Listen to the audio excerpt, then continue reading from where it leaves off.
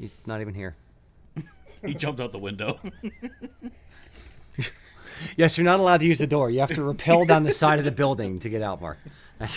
He could have put a hook at his window and just have like 2 rope swings to go back and forth. That's true. That'd be great. Live on Facebook. Okay. So it's going to be like Pitfall. Yeah. You have to time the swinging ropes. We're live on YouTube. Okay. So we're going to start the band. I could play jaw harp. For a ska band? I thought for sure we'd be doing a ska band if we were That's starting a fair. band. That's fair. Okay. 54, 46 was my number. Boys and girls, just so you know, we went live 2 minutes early because we are trying to make sure we don't screw anything up. We have 2 new people in the studio. We have Jordan and Mr. Marty. So we're testing things out. That said, how does the audio sound? How's the lighting look? How's the connections? Is it fast? Is it slow? I don't know. Tell us in the comments how everything is going as we kind of shuffle in here and get ready for the beginning of the show. Give us some feedback. Pretty please. I humbly beseech thee. If you get ink all over yourself right before the show, I'm going to laugh my ass off, dude. Good point. Yeah.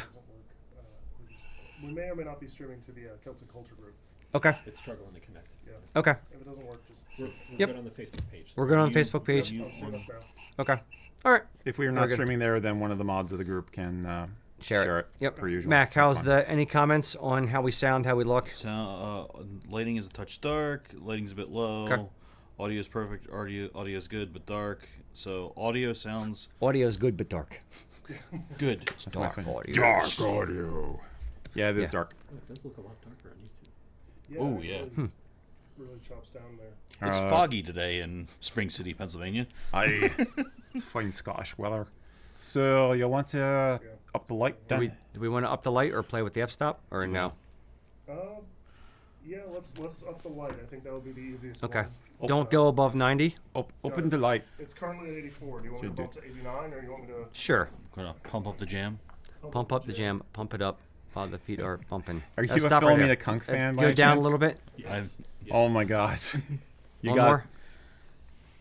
Good. 87. Okay. We'll leave it there. um Well, hopefully that's a little bit better. Layout here. All right. Are you ready, Mac? Everybody else? Or is there We're any just more kinda comments? waiting to see What the comments are? All right. Is that better? Is that any better on the light? It's a touch lighter. It's not a drastic difference.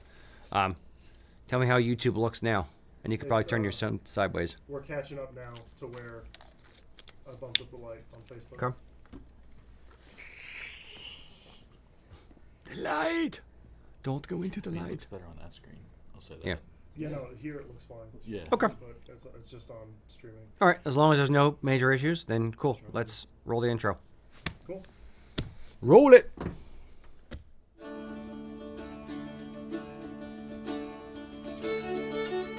The history of the Gallic lands is one of struggle, punctuated by moments of sheer brilliance. Tartan is Scotland's gift to the world, and it is your personal heritage story. Howdy, boys and girls. Welcome to Kilts and Culture. I'm Rocky. That's Eric. Yo. Today, special treat, as always. It's always a special treat here at USA Kilts. It really is. It really is. We have Kilchoman. Kilchoman. Have to say it from the back of the throat. The novices would say Kilchoman, but Yeah. Kilchoman. Sonic Expression by our good friend Stephen Licht. Drop this off. So this is an Isla Scotch, so it's going to be a little peaty, a little smoky. It's been a while since we've done an island. Yes, it has been. So I'm kind of It's been a hot minute. anxious to jump in on these. Mac, why don't you come on over? We have, yeah, we have Mac, on down, Mac. behind the camera today. Dun-dun-dun. Indeed, Dun-dun-dun. And how you doing there, Mac? What we're tartan do you doing- have on there? Ooh, Oh, I'm sparking it today. you got all kinds of yellow on there. yes, huh? I do. Wait, what's going on with that? What's going on with that fringe? Shh. Wow. What, this? Damn, son. Looking so sexy and sultry there, That's Mac. right. Wow. There you go. All right. Thank you, Mr. Mac. No way. He goes. Yes, and thank you, Stephen Licht. So, this is the Kilchoman Sonic Expression. Yeah. It's got Ooh. it's got Lagavulin type vibes to it. It's not full on Band-Aid, but it's definitely there. Yeah. Lefroy is more the Band-Aid, a little bit more iodine kind of scent to it. I'm But just telling you what up. yeah, Small. yeah, Mac. Well, we didn't go over what you guys are wearing. Oh shoot! Oh, get that off screen. All right, Eric, what are you Give wearing me a today? drink, Mac, okay? It's been a long week. That has. Yes. I'm just doing my favorite estate tweed today. Very nice, very nice. And I have on a brand new. Hold on. Tartan, as the kids. This is the Back to Nature tartan. We'll talk about this one in a little while later in the show. But Mac, give me some nose flavors So here. for the nose, we have soft cooked fruits with caramel, depending how you want to say it, and vanilla. I already started drinking. Me too. So Kilchoman Isla single malt, the high proportion of Oloroso sherry influence, adding a balance of dried fruits and spices to the classic Kilchoman citrus sweetness and peat smoke character. Hi, I'm Pete Smoke. I'm a private eye. I'm classic something. I don't know. So these are what was it? Caramel and vanilla. You said And cooked fruits. caramel cooked fruits. Yeah, I'm not sure what cooked fruits smell like Band-Aids, but So my kitchen in December, basically. I get a little fruity, not too much. Yeah. I get the vanilla. Yeah. I'm not getting the fruit, but I'm getting the and I'm getting the iodine, and I'm getting the A little bit of the of sweetness, vanilla-y, yeah. caramelly. Yeah. And that's just on the nose. Yeah. so the palate we have toffee, peat smoke, citrus, with a lingering sweetness. Toffee, peat smoke, citrus. I'm getting peat. I'm not a ton of smoke. I'm getting the peat though. Like it's feeling like dry dirt on the side of my mouth or side of my tongue kind of thing.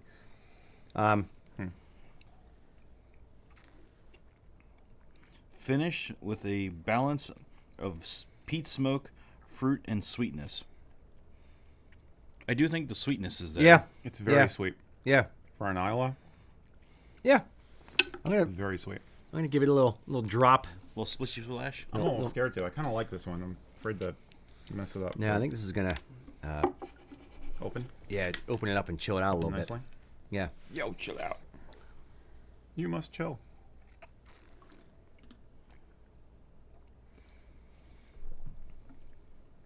Yeah. Still get the sweetness. It's kind of a boomerang. I'm swallowing it. It's like there it is. I think it kind of tamed it down a little bit. Yeah. A little bit. Yeah. Now I'm noticing more of the tingle on the sides of my tongue. Yeah. Now The it's sharp, the yeah. sharp on the sides.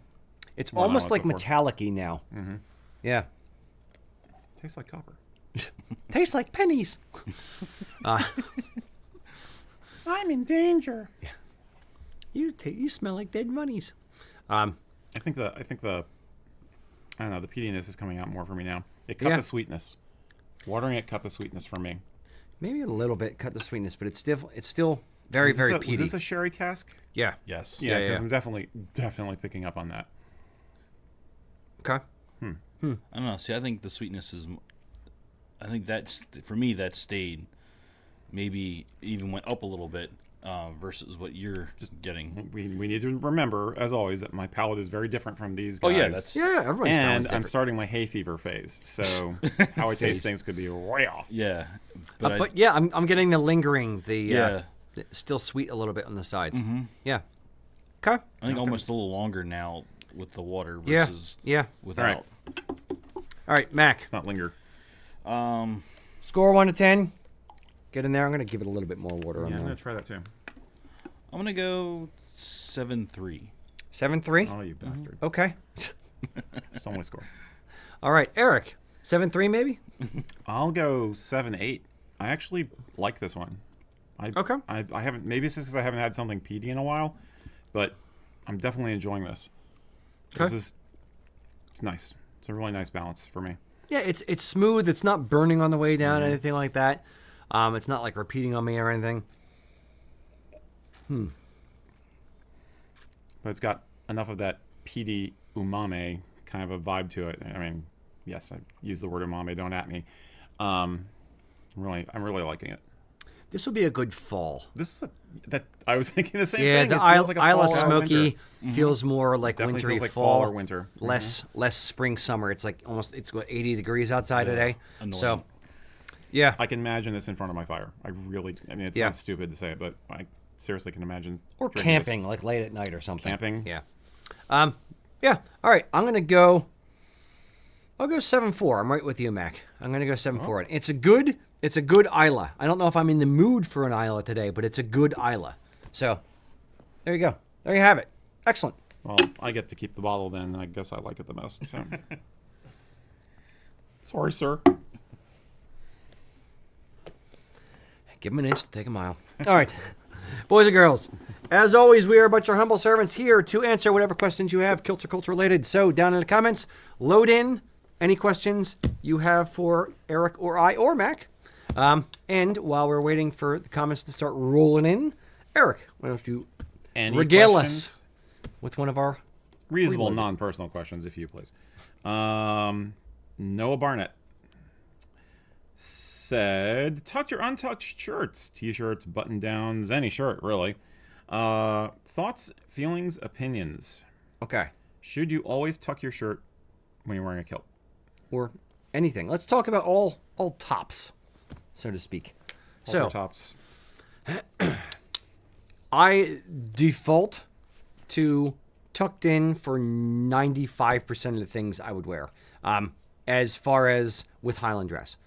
So, this is a hiking kind of, shirt that kind of goes with the tartan I have on today. So this 100% tucked in. If I'm wearing a t-shirt, I'm still going to tuck it in. The things that I would, the two things I wouldn't tuck in, or three things I would not tuck in would be a sports jersey. I would probably not tuck it in, although I would probably tuck it behind the sporran, but I'd still wear it out. Yeah, because that'd look weird. Yep. Sweatshirt or a sweater. I know some people do tuck the sweater. I'm not a fan of the look. The trick is getting a sweater that's short enough. If you're a shorter guy and you get a long sweater, it may be a little bit difficult because it's going too far down the front of the kilt. But sweaters, sweatshirt, anything that's like outerwear-y, I would not tuck. Anything that's a regular shirt, I would tuck. Think of it kind of like, I'll draw the parallel between jeans. If you're wearing a pair of jeans, would you tuck in said item? The only one that's different, I would say, is probably a t-shirt. Okay, what if you're at a Flogging Molly's show and you're in the pit and you're kilted up and you're moshing? I would have on my finest tweed. No, I see. Would you have your and t-shirt tucked or untucked at that point when you're in the middle of like? I would start with it tucked. Okay. If I got surfed around, or if I got throw it against the wall of the pit, sure, it may come untucked, or somebody grabbing at me, sure, they might untuck it. Okay. But I'm not worried about tucking it back in that very second. I'm Okay. more about survival. But you like the look of it. Yeah. Regardless. Generally speaking, Yeah. it just looks more put together, sharper. Your opinions? Yes. Well, I'm completely on the same page as Rocky on this.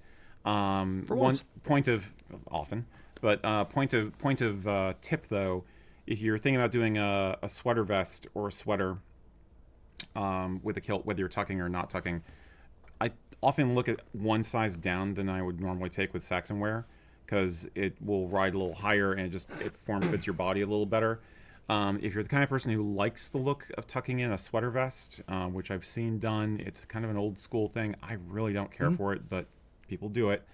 It is traditional. Or tucking in like a woolly pulley, a military type sweater.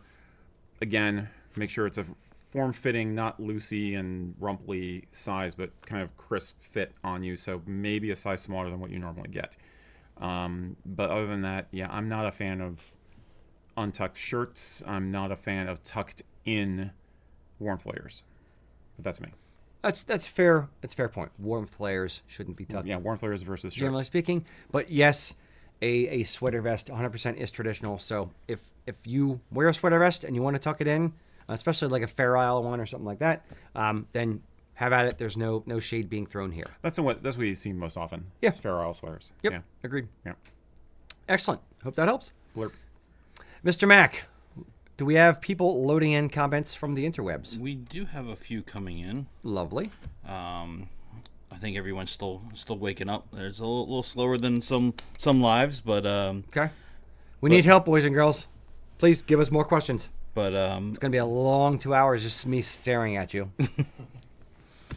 we Like have a Yule log, you know. Yeah. So it's just- We'll just sit here knitting. we're drinking scotch like Rick Offerman. Yeah. Nick Offerman. Yeah. Nick Offerman. Yeah. that guy too. That. Yeah. Mac. All right, we have Aaron Peabody asking, "What's a country you've never been to and would really love to visit, and what tartan would best celebrate your first visit there?" And he gave an answer for himself. He says Wales and St. David's. This is Okay. too easy for me, honestly. Okay. but- Okay. Yeah, I may steal your I may steal your answer. Really? Wales? No. I didn't Oh, know mine. your answer was going to be Okay. Wales. No, it's not. No, I would probably say probably Norway. Yeah. I have a Yeah. Yeah. I've been to Germany, Scotland, England, Wales. I've been to Ireland. So I've been a few places, not everywhere, but I've been a few places. Canada for 24 hours, when they tried to kidnap me. Long story. And Mexico, I've been, and yeah. Anyway, a few countries, but I would love to go either Iceland or Norway. Are the two that I would like to see. I'm a little weird in that I have this fear in the back of my brain that I need to be able to speak the language. So I get that. I can muddle through in German. So I went to Germany a few times, loved it. Germany's freaking spectacular. And I can muddle through, but I have this fear of like, if I can't communicate with the locals, how will I get through? That's the only thing that kind of scares me a little bit about Norway, but to my understanding, a lot of people over in Norway, Sweden and stuff speak English as well. So I'm a little less afraid there. If I said like Botswana or something like that, it'd be like, I don't know. So what's yours? Where would you like to go? Oh, and he said, what tartan would I wear? But yeah, you totally. Oh. I was waiting for that. You bypassed half the Sorry. I would wear Nordic Heritage because we designed it. Or I'd wear I wouldn't necessarily have like a special one that I would have to wear for it. But I would wear whatever one I'm in the mood for when I'm packing. That's probably how I kind of view it. I would do, so Norway and Iceland I would do, and I would take Nordic Heritage. But as a backup, I would take our good old, not American Dream, American Heritage. Okay. Because it's black, but Okay. it's got the red, white, and blue, which are the colors of the flags. So Yeah, I would yeah. do that as a nod to my, national heritage, it's not just the spiritual heritage. But I thought of an outlier. I would go, if another place I'd like to get to, which is on my bucket list, is Japan. I would go to Japan during the cherry blossom season. See all the sakura. Go to a sakura matsuri, and I would wear, in my dream world, I'd wear the freaking Hello Kitty for tartan, but you can't get that because it's copyrighted. So I'd probably go with Stuart dress. Okay. Okay.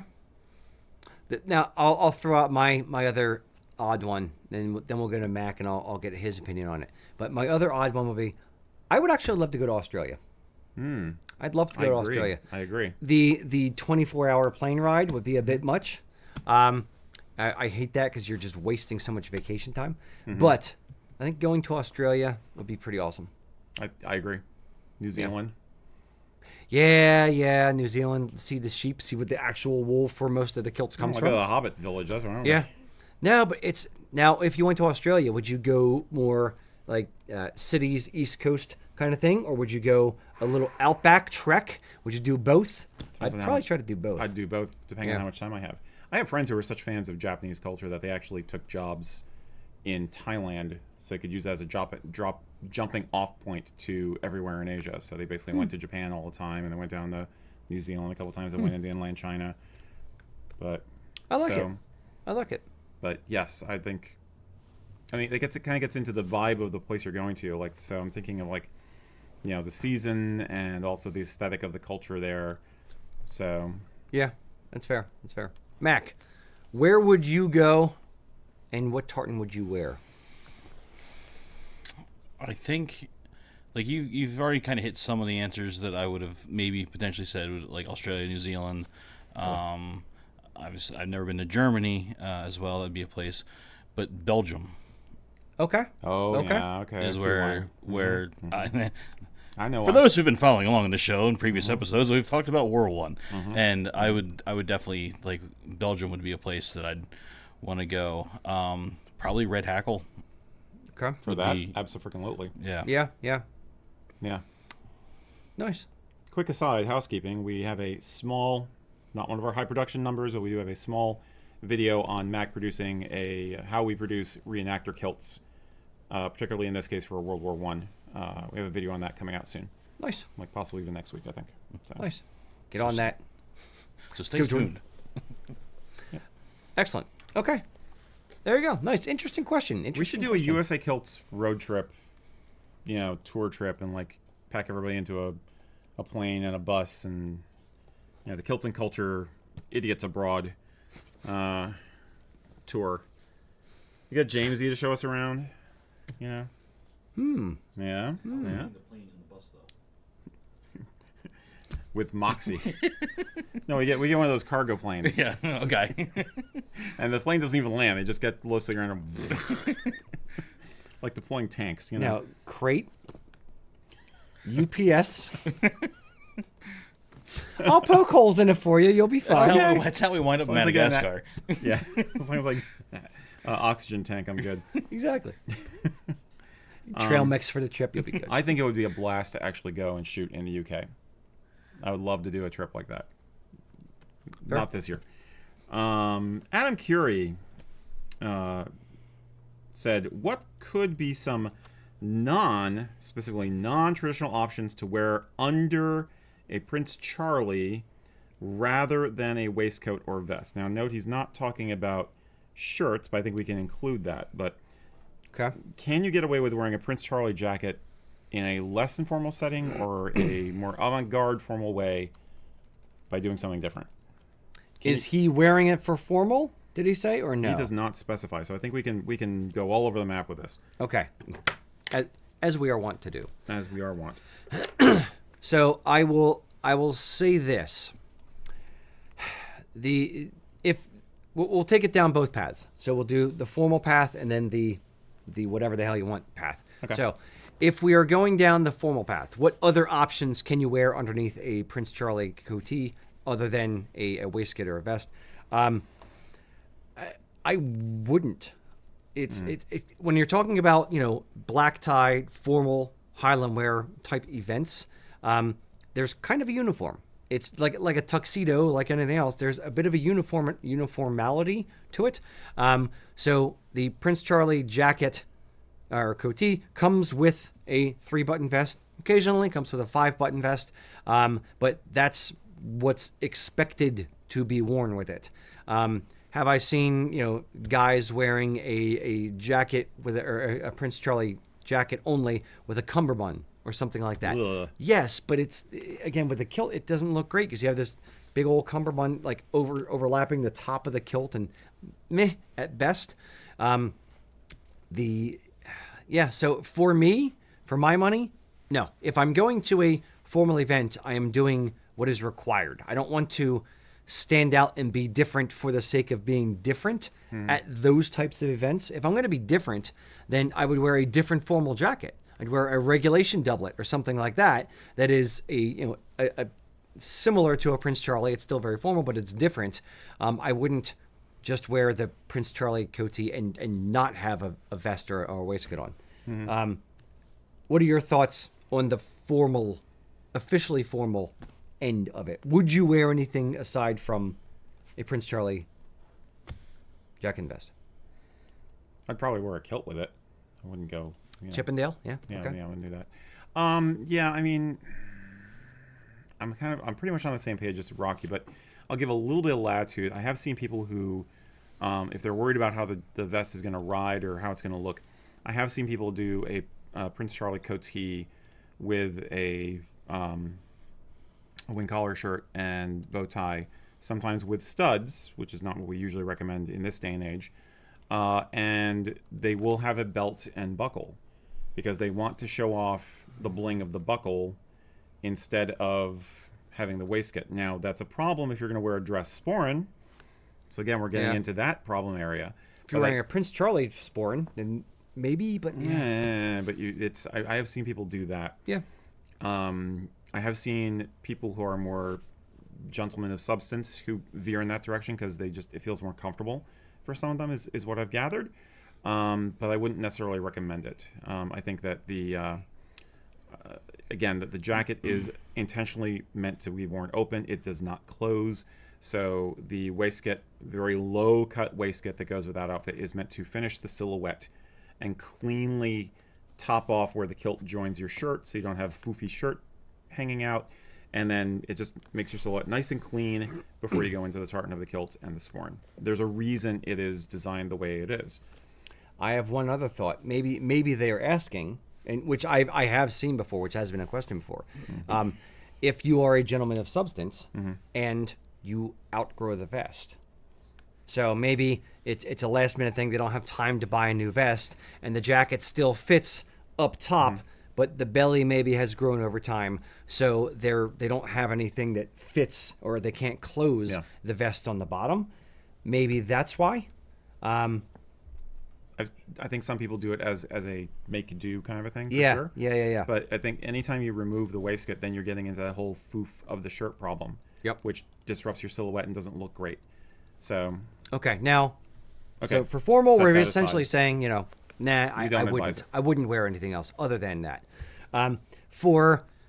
Let's say you're an old school punk rocker, and your wife is a punk rocker, and you're gonna wear, you're gonna have a fun over the top crazy wedding, and with your mohawk and your pyramid studs on your kilt and on your sporran or whatever, and you want to wear an old band T-shirt with holes in it, but you want to dress it up a little bit. So you're gonna have this weird, cool mixture of formal and punk rock. Sure, it's kind of the way I'm thinking about it is you're going to the other end of the spectrum. It's the donut hole. It's the gray area in the middle where it looks like you shot and missed. So if you're formal, suck it up. It's a uniform. Be formal. If you're going to go avant-garde, artsy, punk rock, whatever the other end of the spectrum is, then I would say that's fine as well, because you're breaking the rules, but you're breaking the rules and you're running away from the rules. Right. It's if you try to bend the rule and it's like, okay, well, I'm going to wear a tweed vest with this, or I'm going to wear a long tie with a Prince Charlie jacket and leave it open and not wear a vest. It doesn't look like you're doing it on purpose. It looks like you didn't know what you were doing, or you tried to bend the rule, but it doesn't look great. Versus if you go the other extreme, then it looks like, okay, you're firmly breaking the rule and you just don't care, and this is your aesthetic that you've chosen to do. Does that make sense? I think so. Okay. There may or may not be a photo shoot we did of me in this very room in a goth outfit where I used a Prince Charlie coatee and I had a froofy, ruffly black shirt and no waistcoat. But that was very much showing a kilt in a goth subculture context.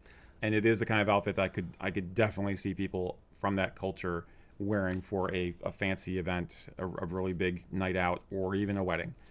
You can I might even give that a little bit of a pass because the shirt is black and the jacket is black. The shirt is black and it's ruffled, so it's kind of mimicking a jabot a tiny little bit. Maybe you could really sort of rationalize if you squint. But that was totally meant to be over the top, ultra goth kind of a thing. So that was using the jacket as a piece of an artistic ensemble. It's not something I'd wear to a St. Andrew's dinner. Fair. So okay. So hope that helps. Mac, did you have something you wanted to chime in with, or? Okay, I thought. No, we're good. Okay, very good. Then, Mac. Yes. Give me some questions from the audience, people. Oh, okay. Well, I got one from Thomas. Hello, Thomas. He's got a problem. Oh, Thomas, I'm here for you, buddy. He's hoping you guys might have an answer for him. I hope so too. He We're says, live. how do y'all deal with women who fetishize your kilt? He's 40, single and dating, and it's wild. How do you deal with it if you're 40, single, and wild? You shut the hell up and you enjoy the ride, my friend. Count your blessings. Yes, indeed. I don't know. There's attention. There's unwanted attention, and I'm assuming, based on the way Mac phrased that, that the attention is welcome, so to speak. okay, but At some question point, it again may was, be how not do you welcome. handle? How do you handle it? So I'm assuming Right. he's on a date, and he's got all these other people coming up, is how I'm taking it. So he's trying to Okay. beat off the attackers and focus on the date that he has at hand. Yeah, that's a completely different Yes, kind that's a different angle. of. Yeah. For me, it's one of those where show respect for the woman you are with if you are out on a date, or the person you're with if you're out on a date. So, yeah, it's creepy and rude if you are clearly with somebody for someone to come up to you and approach you or try to grab you or that kind of thing. If you're obviously with somebody, so I would kind of. If it's that scenario, we're going to start there. That scenario, you're with somebody on a date and somebody comes up to you and, says something or, puts their hand on your leg.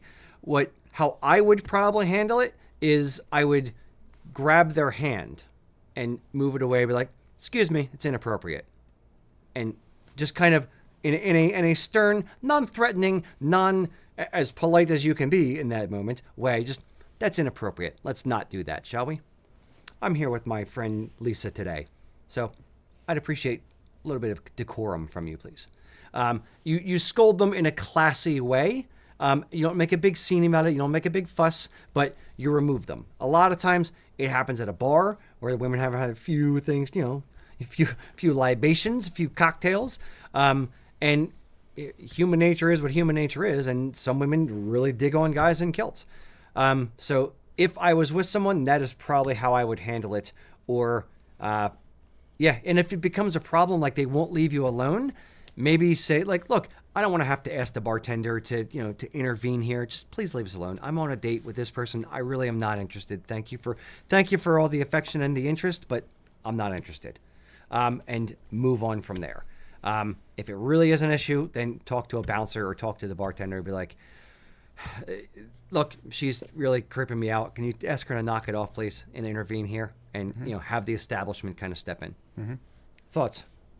Yeah, that's basically it. If you are on a date with somebody, the whole point is that you are giving them your full attention.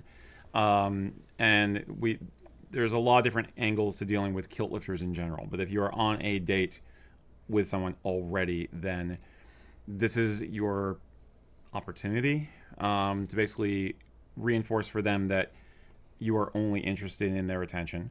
And honestly, frankly, it's just I don't like this behavior in general. Consent is important. I don't care who you are or what the context is. Personal space is important. Consent is important. And just because I'm wearing a kilt is not because I'm trying to get your sexual overtures. I mean, that's like people saying that women dress for the sake of wanting to get guys' attention. It's just a falsehood. So, yes, you need to be firm and gentlemanly about it if you can.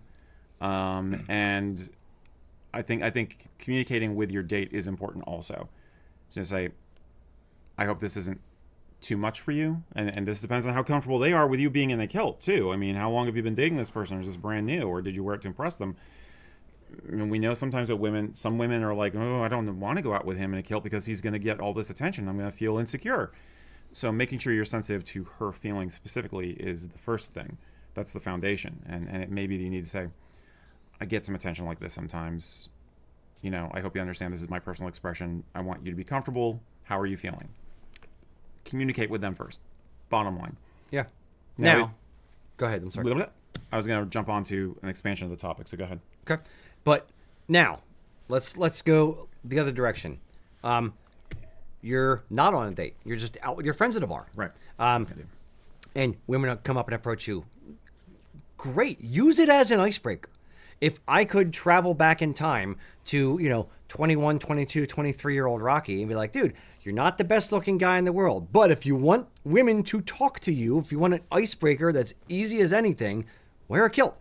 If I could have, laid that knowledge on myself back then, I would have had a lot more fun times at bars. I would have gotten a lot more drinks bought for me at bars. That is one thing that I never experienced pre-wearing a kilt, or if I'm at a bar without a kilt on, a pair of jeans or something, no one ever was like, hey, I want to buy that guy a drink.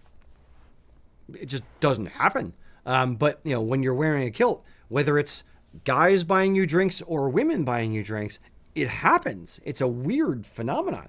So, and it's been a long time since I've been to the bars. So anyway, but I would say use it as an icebreaker. Now, if someone is, you use your powers for good, but use it to your advantage. Right. So, if someone's walking up and grabbing you, then I would probably push it off. Period. But I wouldn't if you think of the longer term. If I'm 40 years old, I'm at a bar and a woman comes up to me and just reaches up my kilt and tries to grab my butt. Is that the type of woman you really want to date anyway? That would just walk up to a random stranger and grab their butt? Right. Not me. It might be okay for a one-night stand, but it's not something I'm going to want to date in general. How many other guys' butts does she walk up and grab? So I would say, I would use it as a little bit of an icebreaker. And if a person wants to start talking to you or wants to start, buying you a drink or having a discussion or bring you into the group of friends so that you can all kind of hang out, great. Use that to your advantage. But I think there's still some kind of line with, that was a little bit too much. Yeah. And turnabout's fair play. We don't often talk about, guys having that kind of thing occur to them because it occurs a lot less often than it happens to women. But it's not right one way. It's not right the other way either. Mm-hmm. Yeah, I think we talk about how a man in a kilt is a man and a half. Part of that's the confidence, but with that confidence also comes an internalized sense of dignity, and that includes a sense of boundaries. And it also includes the assumption that you are a capable, strong person and you will control a situation if you have to. That's what confidence really comes down to, right? So I think that, your boundaries are important and consent is important, like I said, and you have a right to be self-respecting enough that you don't take that kind of attention if you don't want it. What are you looking for in a date right now? I mean, are you looking for just a hookup? Then okay, maybe. But if you're not looking for just a hookup and you want to have an actual enjoyable interaction with somebody on more than just a physical level, then you deserve to have some standards and not be objectified. Yeah. I mean, if a woman comes up to you and is like, I really admire your kilt and I'd like to learn more about it. I'd like to learn more about you. You seem like a really interesting guy. Let me buy you a drink. That's great. That's perfect. That's like the ideal scenario. That is the ideal scenario. Where they understand that it's, where the line is and you don't have to explain it to them. So if it's the, hey, is it true what they say about what guys wear under their kilt? A, they're not very much of a class act, and B, you don't know if they're even serious about being interested in you, or if it's just the novelty and the freak show aspect of it's like, here, watch me. I'm gonna go ask him, what's under the kilt. I'm gonna ask him, watch. They could just be fooling around to be stupid with their friends. So, I have a random. Maybe I'm being cynical. Random thing I saw recently that kind of. It applies here. It was it was like a TikTok video or something. Somebody talking about giving advice to women. A guy giving advice to women on how to find your dream man. So, and it applies for men as well. So what his advice was, what if you could make up your dream man or your dream woman, what would they be doing on the weekends? Where would you want them to be? Would you want them to be at a reenactor event because you're a reenactor and you'd love to meet someone there? Would they be crocheting? Would they be or going to a knitting club? Would they be walking around the mall? Would they be at a bar? Would they be at a Celtic festival? Or would they be fishing? So, or are they really into cars? Is that the type of man or the type of woman you want? Great. Go there. Yeah. If you're a woman who likes cars and likes guys that are into cars, great. Go to car shows. That's where you try to meet that guy. If you're going to bars to meet people on a Saturday night, you're going to meet people at the bar who like to go to bars on Saturday night. If that's not what you want to be for the rest of your life, then the chances are you're not going to find the right person there. Imagine your dream candidate, what you want them to be doing on the weekends. Are they a soccer coach, playing with kids? Are they in the park? Whatever. Great. Go to those places and look for people there, make friends there, and then that's maybe where you find the mate. And they already have the built-in interest that you're already looking for. Yeah. So that's kind of where I'm going to go with it. So if you're looking for, you said you're single, so if you're looking for someone who likes kilts and maybe won't fetishize it but enjoys the culture, great. Go to Celtic festivals and just talk to random people and try to meet people there. Or at least if you're going to go to a bar, go to a themed bar where you may not be the only Fair. person in a kilt. I Yeah, mean, or go to a music venue, Right. or that kind of thing. no, I mean, lifelong partnerships aside, I mean, just finding someone who'd be fun to hang out with. I have personally had a lot more success with finding people in scenes that I'm interested in because we have a shared interest already. You have a cultural context. You have a language in common. You know, the whole going out to the bar to find a date thing has never appealed or worked for me personally. So, Yeah. and consequently, I really haven't had much trouble with kilt lifters in my life. I've had a few instances, but most of the time it has not come up because I'm going to places where It's not really a it's thing. not a thing. Yeah. Or people aren't inebriated. Yeah, I would say most of the time when that happens, it's people are drunk. a lot of time. I'd say probably 80% of the time it's alcohol is involved. Yep. So if you don't want alcohol to be involved, then go to places where there's less alcohol. So cool. I hope that helps. And wear sunscreen. Mac, Noah said he'd buy you a beer, Rocky. it's very kind of you, Noah. All right, Mr. Mac, was that you? that was Mac. me. That was No, Mac? it's Eric, give me another one. Okay. I feel like the car talk guys sometimes with this stuff. Okay, Matt Horn. Hi, Matt. Hello. Asked us, what is the difference in terms of texture, feel, hand, warmth, etc., between Harris tweed and other tweeds? For instance, like the standard tartan tweed that you use when you made the Nordic Heritage tweed tartan. He says he personally loves the soft, fluffy, blankety feel of his Nordic Heritage tweed and his Holyrood tweed, but he's wondering what is different about that versus Harris tweed. Okay. What makes Harris tweed a Harris tweed? Frankly, is the foundation question here. Yeah. But So the Nordic Heritage tweed, weathered tweed that we did was Martin Mills. Limited run. Yeah, and I think that the Holyrood one he was referring to is probably Martin Mills one as well. So trying to compare tweeds is like comparing tartans. It's different weights, different purposes, different, there's the different types of weave, whether it's plain weave or twill weave, or a herringbone in the case of tweeds. So there's all kinds of different factors. When we say Harris tweed, you have the little Harris tweed orb. It is a protected thing. And to be a Harris tweed, it has to be woven on the Isles of Harris or Lewis, and it has to be a non-mechanized loom, so like a hand-powered loom or a bike-powered kind of loom. So it's not like a high-speed industrial loom. That's really the only qualifications. Now, a lot of Harris tweed is thicker and or heavier and used more for like outerwear and things like that. Although there's some that are, for upholstery or for women's bags or, lighter weight and that kind of thing. So there's really a breadth of types of tweeds and reasons to have tweed. So there are lightweight tweeds that you can get to make a suit out of.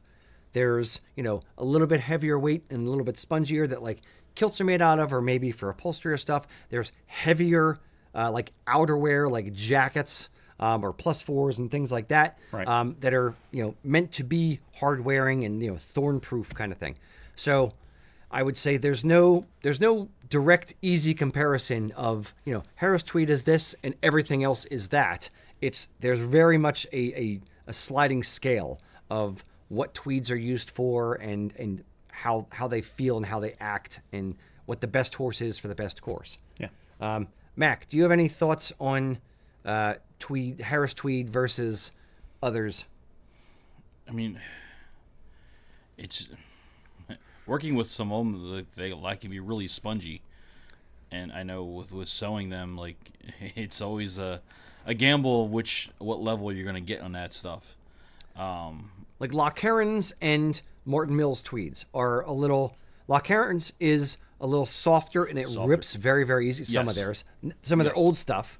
Now, some of their newer stuff that they're making in tartans, it rips a little bit more like tartan. Batleys, when we used to use them and they had tweed, is like really, really hard, scratchy outerwear kind of vibe to and it. I would say Loch Herons now is more on the rougher side, like the old Lang Syne tweed, which Ian has, and we do a lot of kilts in it.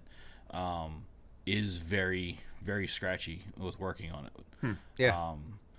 It has holds a little better edge with the ironing and in that aspect, where the others can be that when you're ironing it doesn't want to give you that crisp edge all the time. It kind of still has a faint roll to That's it. exactly like the one I'm wearing now. Yeah. Exactly. This is like super soft. This Yeah. is very soft. Yeah, I'd Yeah. say that's a little my bit bad. ahead of that, but it's still we still have that same scenario. Yeah. Yeah. But yeah, about tearing them, I wasn't even thinking that aspect of it because the way we do them now, especially some of those where we're taking them across the bolt.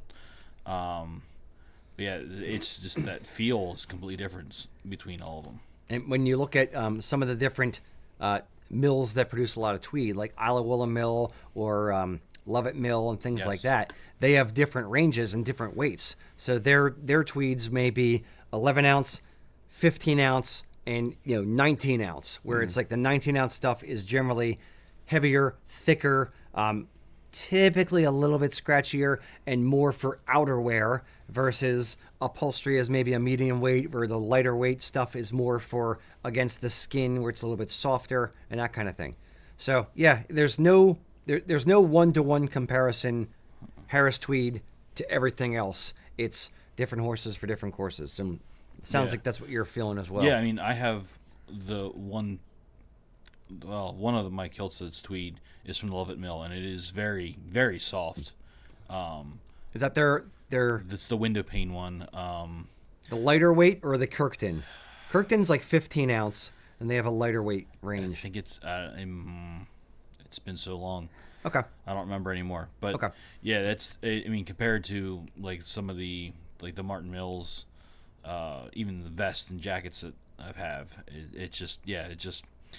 it all depends what you want to do. I suggest a swatch, getting that Yep. so you can feel it firsthand before think that's picking wise. out what you want.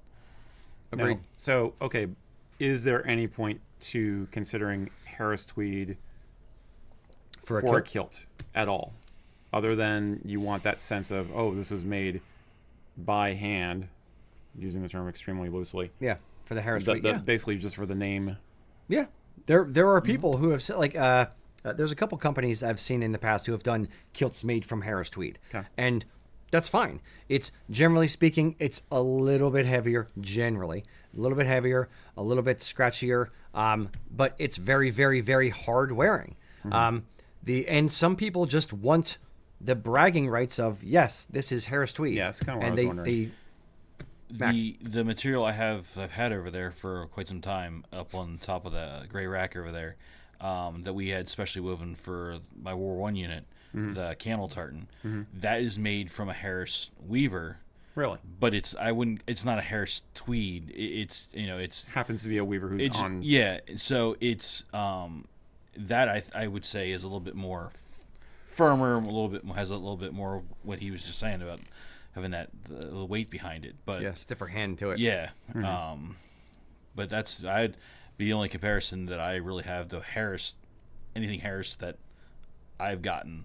But as soon as you said that, it clicked in my head that I have that over there. Yeah, and frankly speaking, the thicker the fabric, especially when you get above like 16 ounce, like 18 ounce or 20 ounce and that kind of thing, when the cloth gets thicker, well, the ounce, it kind of when you dial it backwards, the individual yarns are thicker, which when you stack them all up across the warp and the weft, they end up becoming a thicker width or height wise off the table piece of cloth in the finished product. So the thicker the cloth, the almost harder it is to get a nice crisp edge above 16 ounce, because then you start, you're folding things in that don't really want to be folded. I can see it in my brain when I'm talking about Yeah, it. it's trying to fold a blanket and iron a blanket down. Yes. Yeah. Yeah. Exactly. That doesn't seem desirable to me at all. But Some like the one kilt I gave it to Ian, or sold it to Ian. The one kilt that I made from Batley's cloth was really, really, really heavy, and it was a pain in the butt to iron. It held a reasonable, crease on the pleat, but it almost was naturally not wanting to sit like flat 2 different layers. It was kind of a little like wah. Yeah, it has that kind of Yeah. pitch to it. Yeah. wah. It makes a whammy bar noise from a guitar. Wah. Exactly. All right. I think we've gone off the rails here a bit. Okay. Mac. All right, so we have So I hope that helped. So we have Robert asking, where does the modern rule for the clan crest being wrapped in a belt come from? Ah. Surely ancient blacksmiths couldn't design that to a precision. What? A belt? Well, he's talking about the Yeah. the ornate belt around it. Yeah. How, like he's imagining Surely an ancient blacksmiths blacksmith couldn't- sitting there tamping one of those out. Got it. In precision. Well, a black with somebody scribing on metal. Good. Okay. Eric's just ready to See pounce. How dare you, Robert? Sick 'em, Eric. Sick 'em. Wait, was this a Robert we know? No, this is Robert Grave. Robert No. Grave. Okay. I don't Explain. Let's talk about the heraldic thing. Yeah, What a because clan I'm crest not is, sure what I the belt understand the means. whole blacksmith Meaning, how do you get that much hammering detail it out thing. out I of it? mean, you ever looked at Anglo-Saxon filigree, my dude? They did. Yes, there's amazing metalwork throughout history, and we often don't give the ancients enough credit for making that. The point is, it's irrelevant to the question, or the fact of the question. Ha Aha. Okay. Robert. So let's break this down. You're a family. You're a family man. You have a coat of arms. You've been granted arms by the crown because you're a super cool guy. More likely you killed somebody on behalf of the king. So The good on you. fawns. The fawns with arms. The fawns Hey. with the fawns in full plate armor and a lance. And leather jacket. And a leather jacket. That's called a hauberk or a jerkin. But anyway. Not for the fawns. So, a coat of arms was something that you were permitted to have if you were of sufficient rank in the nobility, or you're granted arms like you're made a knight, a knigget. And that was basically identifying you and eventually your family as well. And there are changes they would make for different codes to say son of this or related to this family in this way. That's where you have quartered coats of arms and stuff. The crests that we're talking about come from a related but similar tradition. Literally, they are based on helmet crests from the High Middle Ages and the Renaissance, where basically when you're at a tournament, you were in tournament armor, which covered the body more extensively than field armor a lot of the time, frankly, combat armor, and nobody could tell who you were.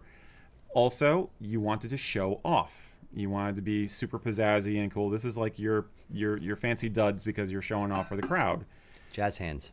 Jazz hands, armored jazz hands with spikes, and so you would develop something that was called a helmet crest. They were usually made out of wood and painted, and they were mounted onto your tournament helm. Okay.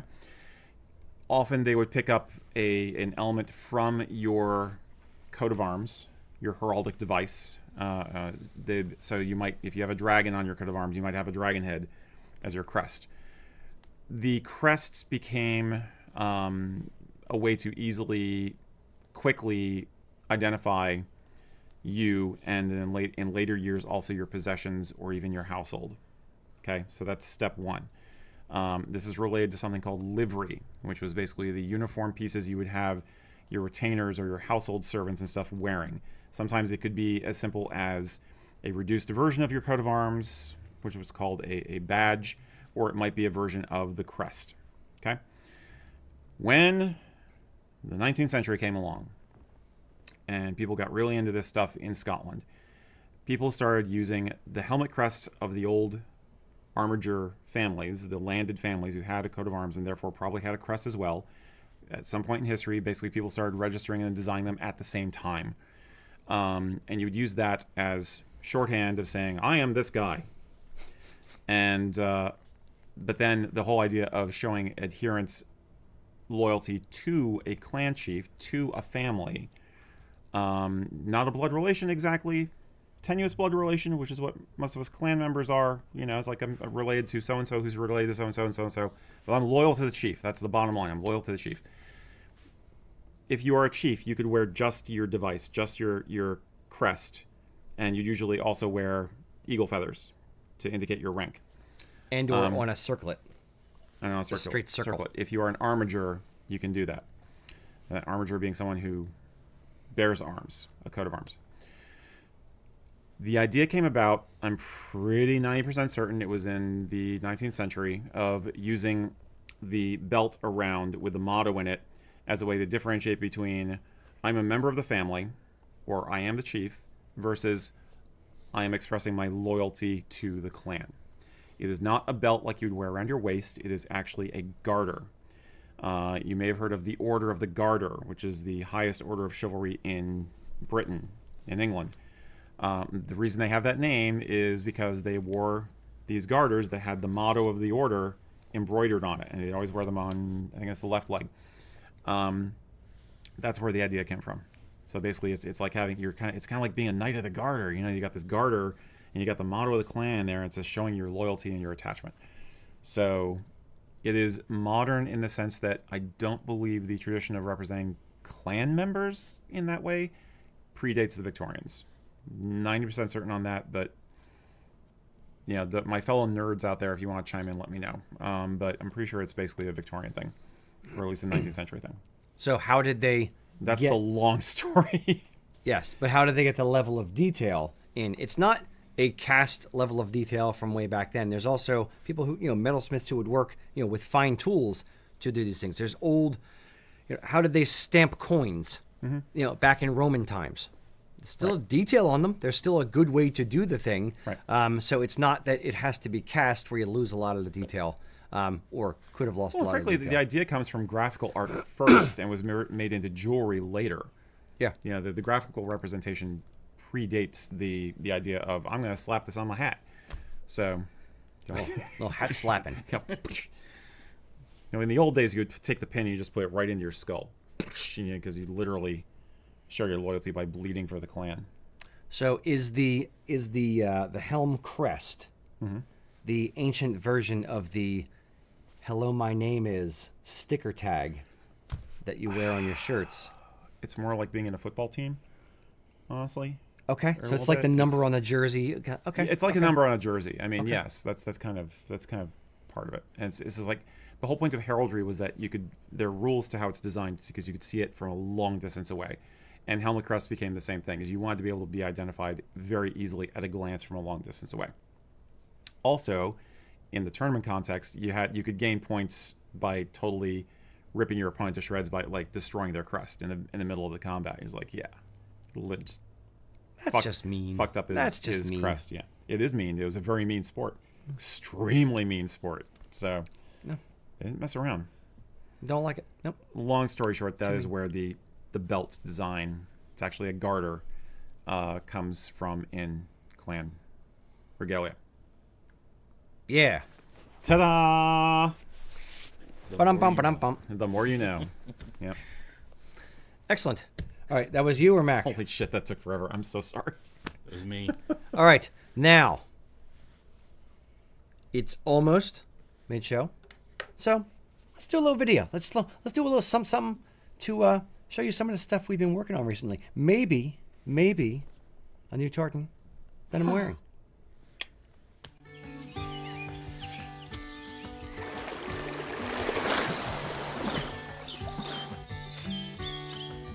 There's something about spending time in nature that feeds the soul. It's in the rustling of leaves and the harmonic trickle of a stream. It's in the invigorating fresh air and the golden glow of a sunset. In nature, we find tranquility. And with that gift comes a responsibility. to cherish what's here today and protect it for those who will follow. Honoring the land means respecting its beauty and ensuring its preservation for future generations. Nature's tranquility gives us clarity, a chance to focus on what truly matters. It's the perfect setting to create lasting memories with loved ones, sharing stories and strengthening the bonds that tie us together. Our Back to Nature tartan isn't just a celebration of the outdoors. It's a symbol of the things we hold dear. The colors in this design tell the story of our connections, both to nature and to each other. 2 shades of green represent the vibrant plants and the majestic trees that breathe life into the world around us. Rich browns pay homage to the animals who share this land and the soil that nurtures all growth. A gentle blue stripe winds its way through the pattern, signifying water's essential role in sustaining life. And 2 red stripes signify the deep bonds that we share, both with nature and with loved ones. Our Back to Nature tartan invites you to unplug from the everyday, to reconnect with the natural world, with yourself, and with the people you love. This tartan is more than a design. It's a gentle reminder to savor these moments and carry them with you on whatever path life takes you.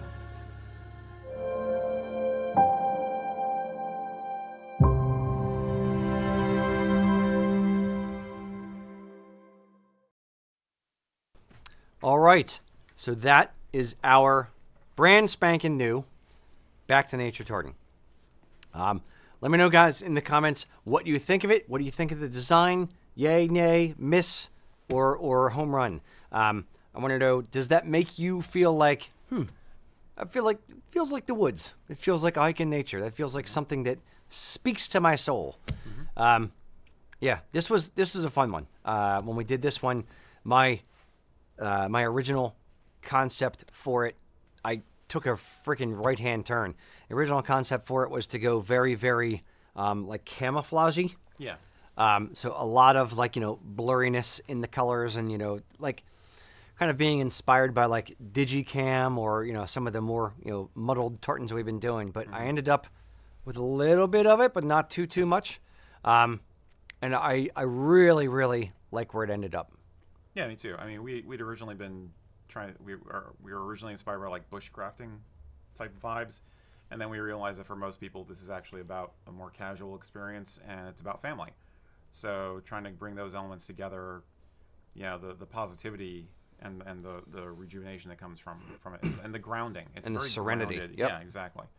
So yeah, it's kind of like just what the commercial said. Yeah, that was obviously, or well, not, maybe that's not obvious. That was me and my son in the commercial.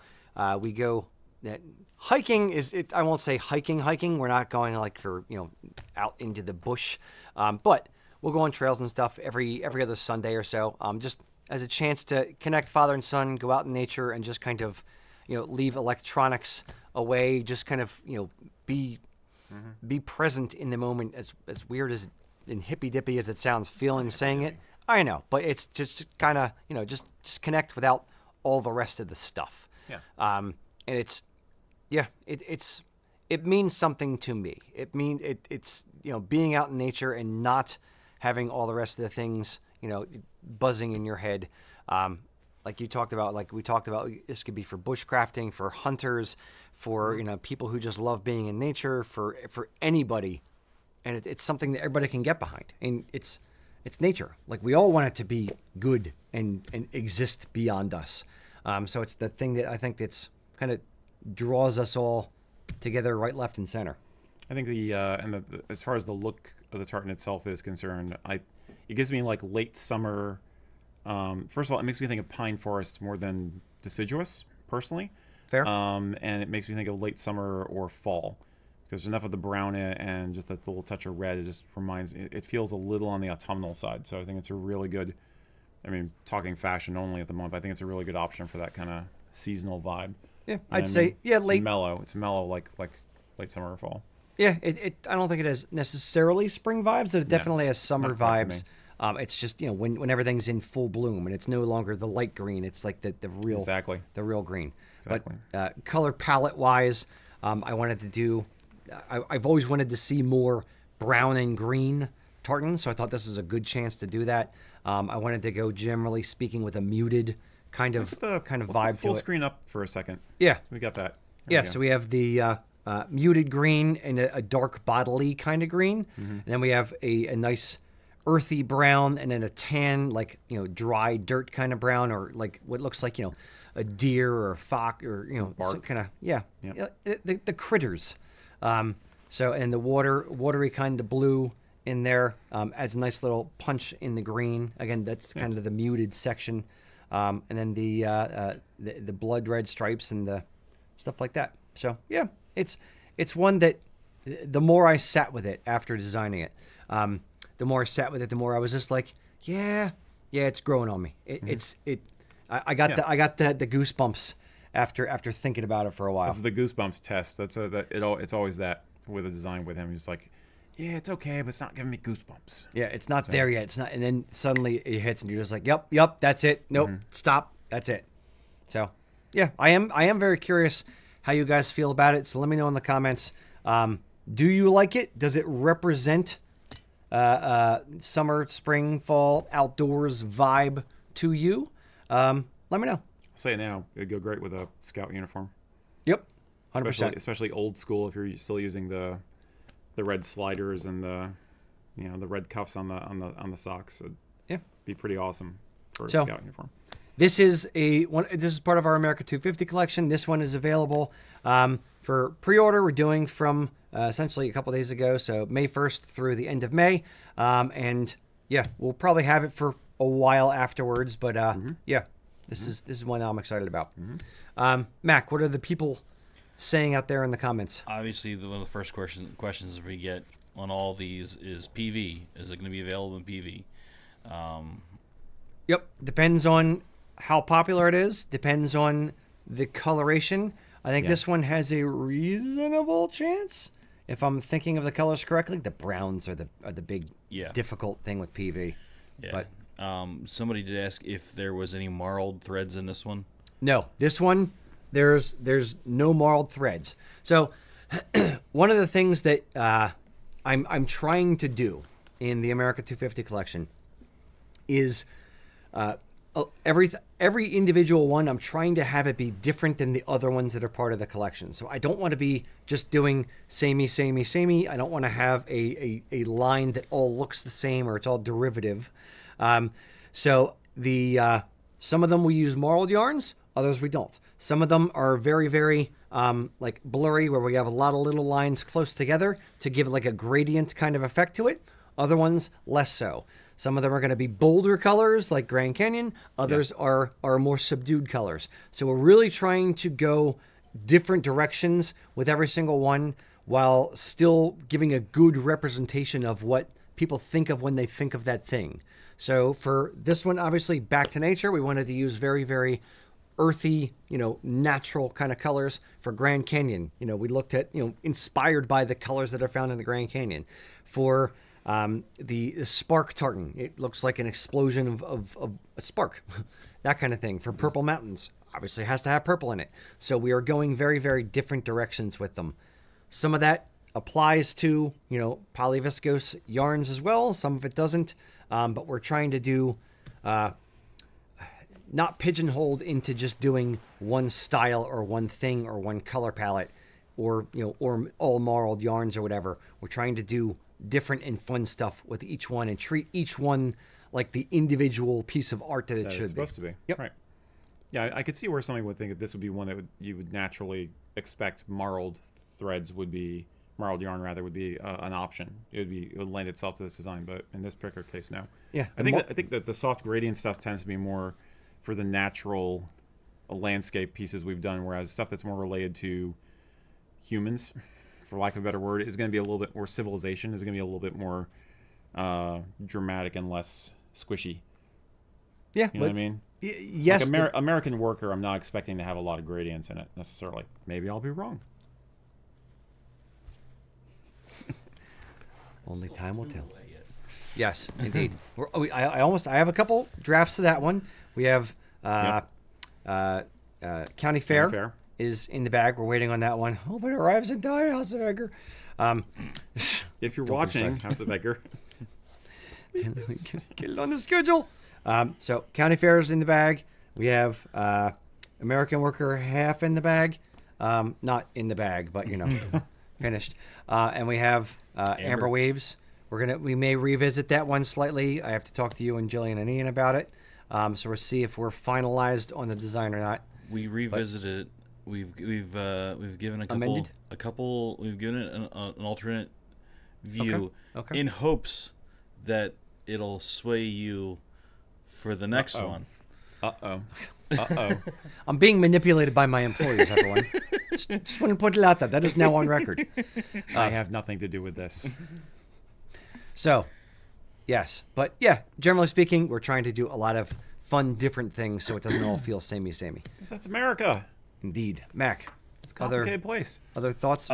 We've got Bee's Knees. We've got what was These knees. He said it was the Bee's Knees. Grand Slam. Top with a hat trick. Okay. Top shelf. Bee's Knees. He's like, Any what else negatives? can I say? A real Any humdinger. critiques? I have not seen any negatives come through, but as always, you do say you want the good. You want both sides of the coin here. Yeah. I don't just want yes men. I want honest feedback on stuff. Yeah. Yeah, there's a lot of them that have said, you hit the color palette, you hit, the colors that you're looking for. Cool. Gosh. In this, Excellent. Yeah. Thank you, boys and girls. Yeah. Cool. Good on you, Rock. Proud of you, son. Do my best. Thanks, Paul. All right. Who did the last question? Was that you? I think. Mac, give me one from out there. No, that was Mac. Yeah, that was me. That was Okay. That was the question. That's what I said. Eric, give me one from over here. Yeah. Right. Okay. I'm going to skip ahead one here. Just I want to make sure we got this one in. Dare you? Ron Ambrose said, "Hey, I'm confused about box pleat kilts. I can talk. I'm confused about box pleat kilts. Are they actually traditional? I heard they were military, but I don't know if that's really true. Does anyone wear them? And if so, who and where?" Okay. So what's the deal with box pleat kilts? Box pleat kilts. What is a box pleat kilt?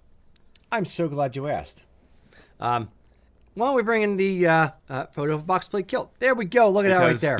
I got this question yesterday, so this is one of the instances where I wanted to have a visual aid. So here you go. So, a box pleat kilt is what's on screen here. If you'll notice, it's a box pleat. It's essentially the type of plate that's used a lot on like cheerleader skirts and stuff like that, where it is knife pleated on both sides, so it goes both directions back and forth. Generally speaking, when you have a box pleated kilt, you're only using about 4 yards of cloth. You're not using 5, 6, 7, 8 yards of cloth because it's too much. If you could, Jordan, bring up the white photo with the sideways look at it. There you go. So this is the difference between a knife pleat and a box pleat. I often describe a box pleat as Z shapes back to back to back. So this is, looking at a kilt as if it was on the table. You'll notice the Z and then S and then Z and then S. So the pleat meets on the top and in the back, where a knife pleated kilt just has a sharp edge on one side and all the pleats wrap the same direction. Because they all wrap the same direction, you can have 6, 7, 8, 9, 57 yards, whatever you need, in a kilt. Whereas a box pleat, if the depths of the pleat, what is essentially on the bottom of the picture here, if those meet and it's too much fabric, they tend to overlap. So it gets too deep on the insides, and then you end up with a military box plate is essentially what we call it. So these are the differences. Now, what are the advantages to a box plate? Essentially, the one advantage that some people have pointed out for a box plate is there's less fabric in it. There's only about 4 yards in a box plated kilt. So, and if you think of it this way, you have 1 yard for your under apron, another yard for your over apron, roughly speaking, and you have 2 yards in the back. So it's more balanced compared to, let's say, like an 8 yard kilt, where an 8 yard kilt you have 1 yard 2 yards, and then in the back you have about 6 yards. So it kind of, pulls down in the back because there's a lot more weight in the back of the kilt than there is in the front. So it's a lighter and it's a little bit more balanced while you're physically wearing it. So that's an advantage to wearing it. Disadvantage, I would say, is it doesn't get the momentum-y swing, the swish that you have on an 8-yard kilt when you're walking, because there's less fabric in it, and because the pleats go both directions, it tends to be a little bit more cylindrical, kind of waddle around you than the proper bouncy swish thing. The proper bouncy swish. Yes, we may need to insert videos here of Bouncy swish. somebody walking like that and waddling versus, bouncy swish. Lord Bouncy Swish. Yes, At your indeed. service. Lord Bouncy Swish'em the third. Just broke. Yeah. I got a great image in my head now of like a cartoon character for that. A monocle. The Lord Bouncy Swish. I love cartoons. I as say. you know. It's the Monopoly guy, Yeah. but with a kilt on. Done. Consider it done. You know I love playing with retro cartoons. If you look at any of the memes I make using Fallout art, you know this. Yeah, I get the impression that that's basically who wears them. I think people who want to look a little bit different, or who want a kilt that is lighter for summer.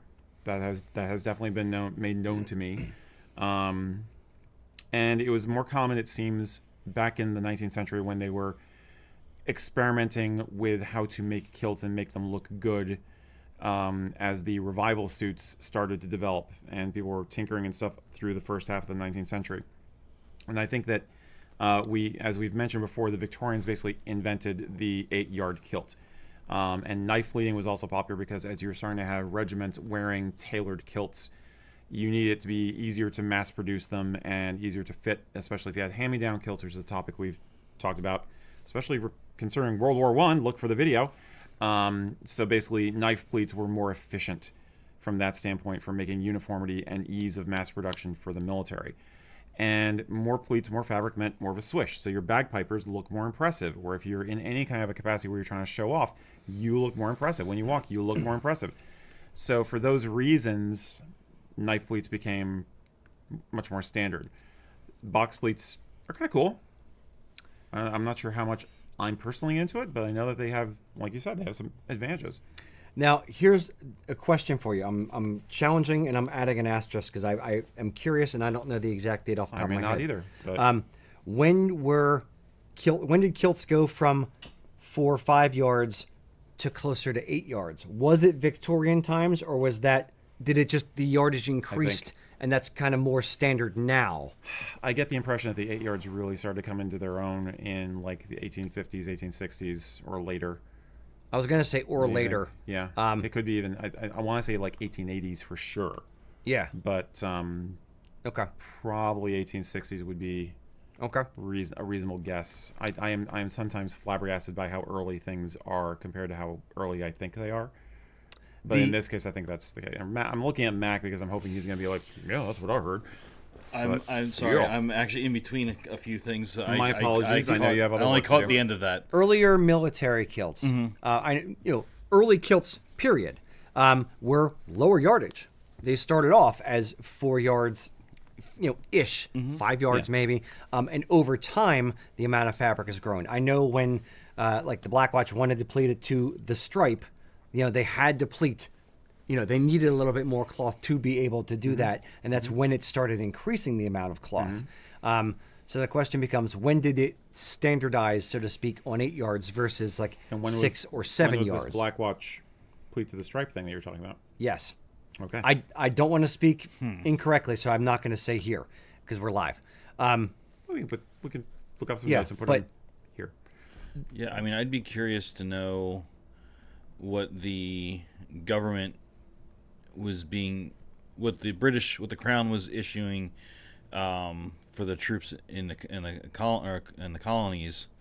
Okay. Mm-hmm. So like late if that's 1700s. if that's when some of the changes started Yeah. there, because I know there were some changes. I'm trying to remember what. But when did tailored discussions- kilts start? Oh, well, tailored kilts earlier than the knife bling thing we're talking about. Yeah. That's like late 17th century. Okay. Yeah. Mid 17th century. But I'm trying to Because you have remember. the walking kilt, you have the short kilt, the walking kilt, developing then, and then people started to tailor them more. And then you have, like I said, you had a period of a lot of experimentation with Highland revival. Yeah, I'm just trying to remember what the guys at Fort Ty had said to me when we were talking to them about different things. If you don't know, it's Yeah, okay. We'll get back to Nothing's it, coming 'cause back we're to me right rattling a little now. bit. So the one thing that I'll point out as well, when kilts started to evolve out of the great kilt and started being tailored, you had A, lower yardage kilts, B, knife plated kilts weren't the only thing that was done. Box plated kilts. Right. Can you see pleating? There's a historical Right. example of that. Or reverse no, I guess regular can you see, not reverse can you see. So there's different examples of the kilt.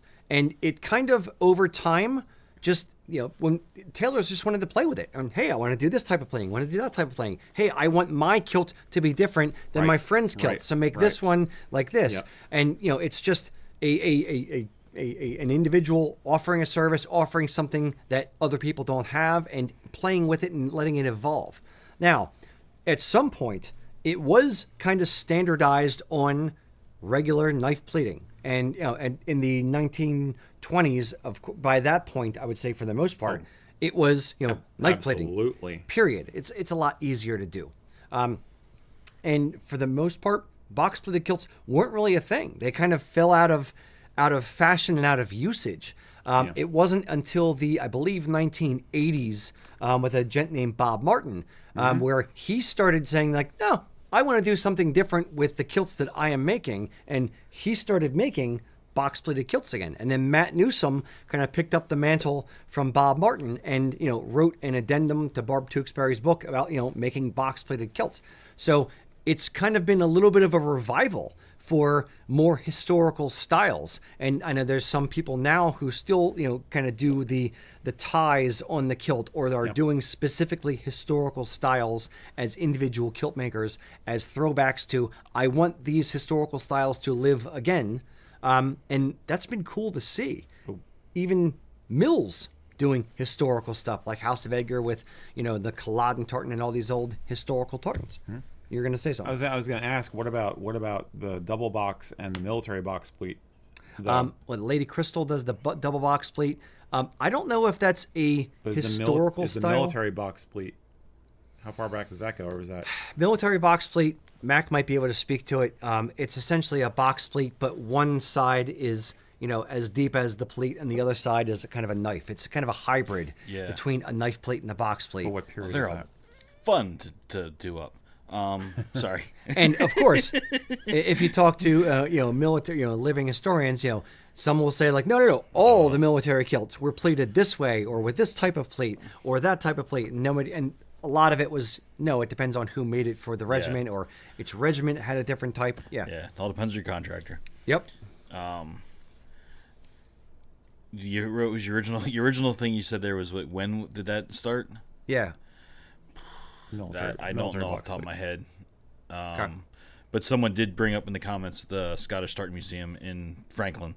Yes. As a good source for some of what we're talking about here. Yeah, so it's ultimately a lot of the cool stuff here is the nuance.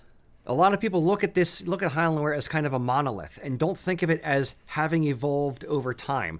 And they're just taking, this is what it is today, or looking at snapshots in time. But you have to remember that these things kind of evolved through fashion. It's evolved slowly, much more slowly than regular fashion, but things have come in and gone out and come in and gone out, and it's gone in cycles. But it's not like neon colors from the 1980s becoming popular 25 years later or 35 years later, and then the 70s bell bottoms coming in.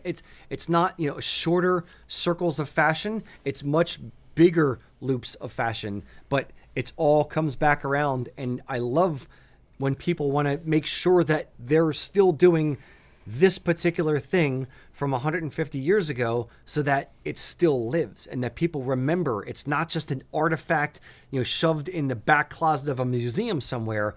Here's some actual physical examples of recreations of that thing to make sure that it still lives on. I'll argue that economics plays a part also. I mean, even back to the 18th century, the Highland regiments were noted for their uniforms being more costly than other groups, other units. So, and when you get into the zenith of the empire and the wealth of the empire showing off, and we want our troops to look really freaking impressive because it's part propaganda, you're investing more in the uniforms. So yeah, of course you're going to put more fabric in the kilts so they look better on parade, because you got to impress the locals and you got to impress the people in the colonies. So more brass, more bling, bigger swords.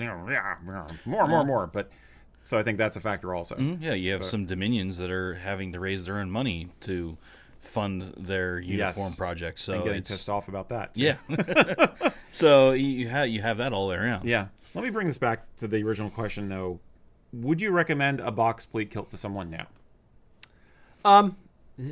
Not as their first kilt, Okay. but I would recommend it as if you have 3. Sure, do something different. You don't always have to be the exact same the exact same style kilt at all the time. Now, here's the question that I have for you people out there. Box pleated kilts are something that Mac has done on occasion. Casey has done on occasion. I've done on occasion. I have one. But it's not something that we readily offer. Are box pleated kilts something you would wear? Is that something you would want to see a particular kilt company, maybe have on their website? Maybe should we? Should we Should we offer, not? Well, if it's less fabric, it would be cooler. Correct. It's more labor. It could be So that's pain in the butt. okay, but I'm thinking from a consumer standpoint. What Yeah. if somebody want? I see it as people wanting it because they want to be different, or because they want it for hot weather, Yeah. like the linens.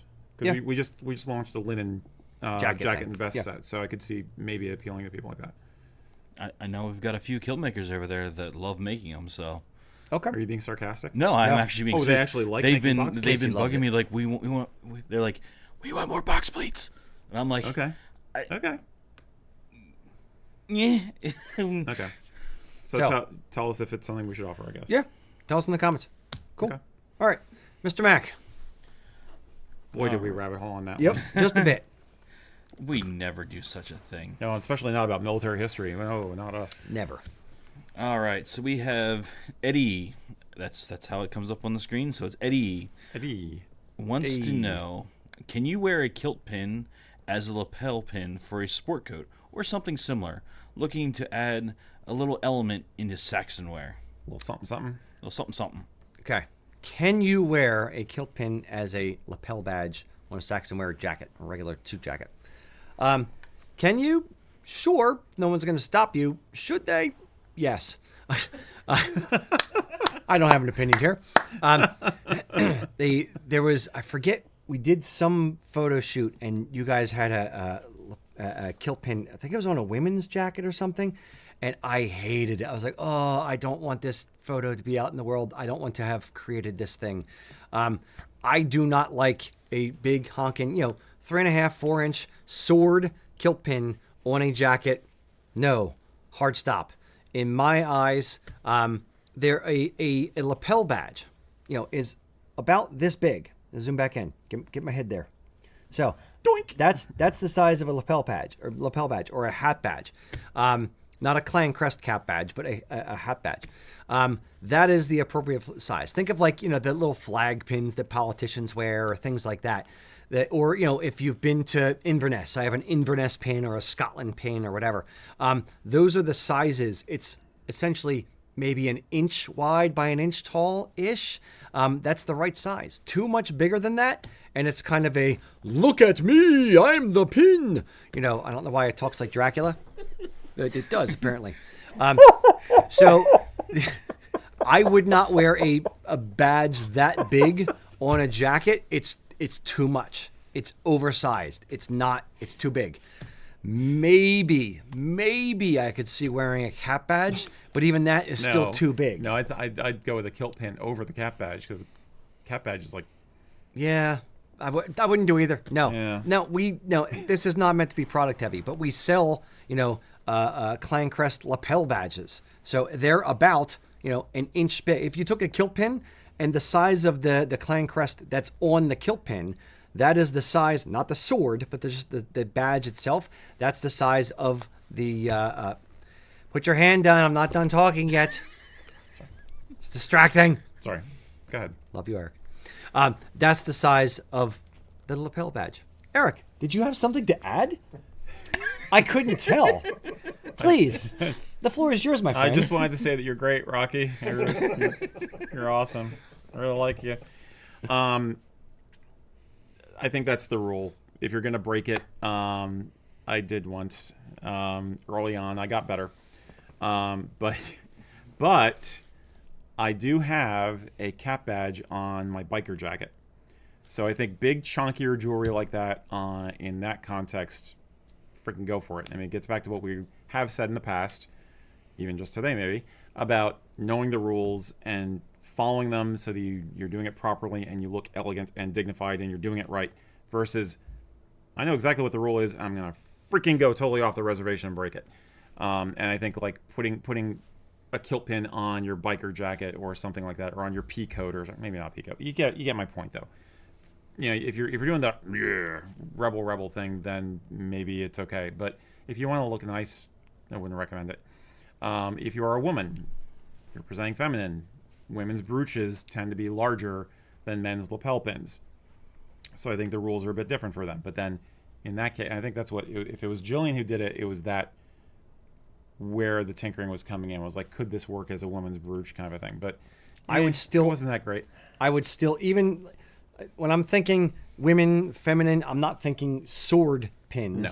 And they tend to be more circular in shape rounded. than tall and skinny in shape. Yes. So we've often suggested for women, if you want to wear a clan crest cap badge, which is essentially a 2.5-inch circle, then sure, wear that as a to hold your sash or to hold your your thing closed, Right. or whatever. That, in my mind, looks head and shoulders better than a sword kilt pin. I agree. On a thing. Yep. Yeah. Agreed. Yes. So saith one, so saith all. I want a clan crest fondue fork. Okay. Or a kilt pin, sword kilt pin, and you can pull it out and you got a toothpick in there. That'd be It's classy. a dirk. That'd be really classy. Dirk with the little knife and fork on. Oh, don't get me started on Yes. dirks versus Yes. ski-and doos. Jeez. Yes, indeed. All right, Mr. Mack, was that you or was that That Eric? was me. That That was was you. him. All right, Eric, what do we got? Hey. This is a classic. Vidal Bento Orev said, hello, just a quick question, please, and sorry if you've been asked this already. What kilts can be worn if one does not have, quote, the right, unquote, by family ties or tradition to wear one, i.e. if one isn't Scottish? Are there any generic tartans or tartanless models of quality? And I love the fact that you include the word quality in here, because I think that is a key factor on this and a different way to spin this. You true believers out there in kilt land know what our answer is going to be, but there is nuance. So, Of quality, yes. what are you going to do? Quite. What's the deal with not being a clan member? Yeah. There are, if you are not of Scottish heritage, or you're not sure exactly what clan you're a part of and that kind of thing, or even if you have a clan but you just don't like the tartan, there are a ton of options. There's universal tartans that are, the Back to Nature tartan that I'm wearing right now. There are heritage-based tartans. So Scottish national, Irish national, Nordic heritage, German heritage. There's tartans like that just to represent a heritage in general. Yep. There are district tartans if you know the area where your family was from, or if you love the city of Edinburgh. We have a group of guys that came into the store the other day who are going to a wedding in Edinburgh, and Yep. the one guy went to school there, so I'm like, why don't you get the Edinburgh tartan? And that's what he ended up with. Cool. There are Irish County tartans. There are tartans that are just fashion tartans in general. You can wear a tweed fabric. You don't even have to be tartan. You can wear a tweed cloth. You can actually wear shadow tartans, like black shadow, that are just kind of universals, that are just a cool looking design. So there are historical examples, like Culloden, like the Glenafric tartan. You're running out of fingers. I really want to get to more than 10, so you have to take off your shoes.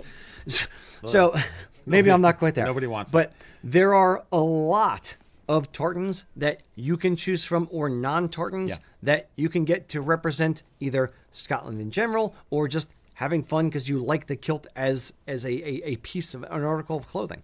Eric, your thoughts? Yeah, I mean, as we often say, and frankly, part of our business is based on this. I mean, look, we're doing this whole America 250 collection. That's not for anybody Gits who's a and member of jiggles? a clown or anything like Yeah. that, you know. So yes, there are tons and tons of options. Quality and something you can feel like you're going to look good in, I think, is an important factor, because you will sometimes find cheap kilts, knockoff kilts, imported from certain parts of the world, that it's not a tartan exactly. Maybe it is. It might be McLeod. It might not. And the material is bad. It's acrylic, or it's some kind of cotton flannelly acrylic polyester blend, and it's bleh. Everything that Rocky mentioned is available in wool. So a lot of the time, if you want to make sure you're going to look good, you're going for wool. Like we always say, try and find that option that is available as a wool kilt. And once you're in that and you're looking sharp, a lot of time people aren't going to ask you anyway. They'll want to know what tartan They it is. they might want to know what tartan it is. They might ask you what clan you are. You don't have to feel bad about that. They might ask if you're Scottish. You don't have to feel bad about that if the answer is no. If you do want to wear a clan tartan, which you could, our usual mantra is make sure you know something about the clan. You say, I love this tartan, it's beautiful, and I think the McLeods were an amazing group of people, frankly. So I wanted to wear this. Yeah, but a lot of people want a connection to the tartan. A lot of people want a personal connection of some kind, but Yeah. as an individual, your connection can be whatever you want it to be. Yep. It is your heritage to express the way you want to express it, or even if it's not your heritage, even if it's just your wardrobe and your personality, and you want to express it the way you want to express it. Yeah. How about it? Yeah. I think that's it. Yeah. Enjoy the culture, and again, in terms of quality, make sure the other accessories you're pairing with a kilt are good stuff. Now, Because what that's how you avoid making sure you don't look like a caricature, or like you're using it as a toy.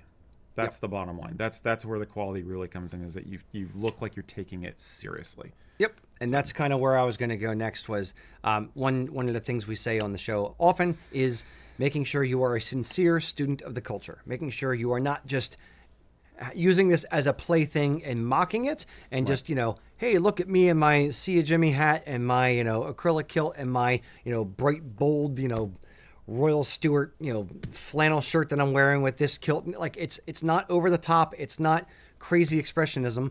It is your way to express yourself, but do it in a classy way, so that when someone says are you Scottish? No, I just really love this particular tartan. Or no, this is my heritage tartan. This is Nordic heritage, or this is whatever. And you're not a caricature of a thing, Right. that is where people start thinking negatively or say negative things. Is, oh, you're just playing with it, you're mocking it. And even if you're not trying to, it's just the thing that you can afford. It's when people think that you are mocking the thing, that's when there's a little bit of friction, shall we say. So making sure that you're a sincere student of the culture, you're dressing the best you can, you're learning from others, whether it's Facebook groups, whether it's online videos from specific kilt companies, whatever it is, whether it's looking at tartan historians like Peter McDonald, whether it's books, whether it's catalog images, whatever it is, you're doing your best to immerse yourself and do it right and understand the rules, using air quotes for all these things, or the conventions of how it's typically Conventions is a done. good way of- And then once you understand the conventions and you are comfortable with yourself and wearing it, and you understand how you should dress and why you should dress and why you pair certain things together, then if you say, you know what, I want to wear something a little bit different, I want to break this rule or this convention and do something a touch different with it because that's my particular style, great. Then you can break the rule knowing the rule. But make sure you know the rule before you break the rule. Yeah. I'll put my final icing on the cake and say, somebody asks you if it's your clan or something like that, no matter how you answer or something, if you're well put together, the next thing that's going to be out of their mouth 9 times out of 10 is, you look great. I really like it. It's gonna be admiring. So Yeah. So it's open communication and just be honest about what you're wearing. If it is your clan, great. Yep, this is my clan. If it's a different tartan, just say, nope, this is the Nordic Heritage tartan. I'm wearing this one for my heritage, but I just love wearing kilts, and this was the right tartan for me. Yeah. Literally, that's all you have to give. They're not necessarily looking to hear your entire family history. They're looking to start a discussion, so give them a little bit and have a discussion. And you're not wearing corduroys. Indeed. I don't know why corduroys are the thing. I don't know, but I just made a whole meme that'll be published soon where it was just like only kilts can prevent fashion crime, and I got this picture of like 1970s pants, you know. I want to know if there's ever been a scenario where corduroys actually, through someone like running a marathon, like caught their legs on fire. There was so much friction back and forth that it actually started a fire. Vuka, vuka, vuka, vuka, vuka. Yeah, ninja. Like that should be someone's like online name, like the corduroy ninja. Corduroy ninja? Yes, corduroy ninja, because you can't sneak up with someone wearing corduroy, or you're that stealthy. It doesn't even matter if you're wearing corduroy. You could still sneak up on He's so somebody. sneaky. He's like a corduroy ninja. Yes, he's sneakier, Yeah. sneakier than a corduroy Sneakier than ninja. a corduroy You're really breaking my brain today. Fair, you're welcome. Max, save me. Yes. So do we make a kilt for him out of corduroy next? That's where my head was going. Mm-hmm. It's gonna look like a jumper, like a girl's jumper from the 70s, basically. No, Like a don't. little Holly Hobbie. A kind of a box thing. plated kilt Yes. out of corduroy. It thing would Yeah. never. It would just like the whole thing would shift together. Vunk, vunk, The vunk. shimmy, shimmy. All right. Shimmy, shimmy, Cocoa Puff. All right. So we got Noah asking, Noah, how do we feel about this T-Rex leather, and would you want a sporn in that or any other odd leather? So I saw a story. There was like a picture of like a purse with T-Rex behind it or Yeah. something. Yeah, I Yep. think that's what he's referring to. Mm-hmm. So what was the? I only read the headline. So, So, it's a lab-grown material that'll be fully biodegradable and structurally identical to traditional leather. They're apparently using, if I'm looking at a story now. They're trying to get it's a bioengineering in UK. They're using dinosaur fossils to help with with this the DNA process. and figure it Yeah. out. Okay. Dino Okay. DNA. well, it wouldn't be from a fossil per Well, se, but bones from or something. something. Yeah, Yeah, but yeah. they're getting it Yeah, it's not that simple. from. Well, there's people that are insert rant about dire wolf here. yeah. So there's people that are arguing that it's not actual T-Rex Yeah, leather. it's not. But It's not. Let's have fun, for God's sake. Just No, no. remove the stick for once, pal. Somebody's Jeez. gotta have it. What? Okay. Peter McDonald and I are just gonna beat you up. That's what it is. Bring it. Old men. Got this. So, if we could make a suitable facsimile of T-Rex leather, trademark, would you like a sporran in T-Rex leather, and or what other either extinct species or not would be crazy for a fun leather sporran? There's Mac. so many ways to approach this. I'm not sure. I know.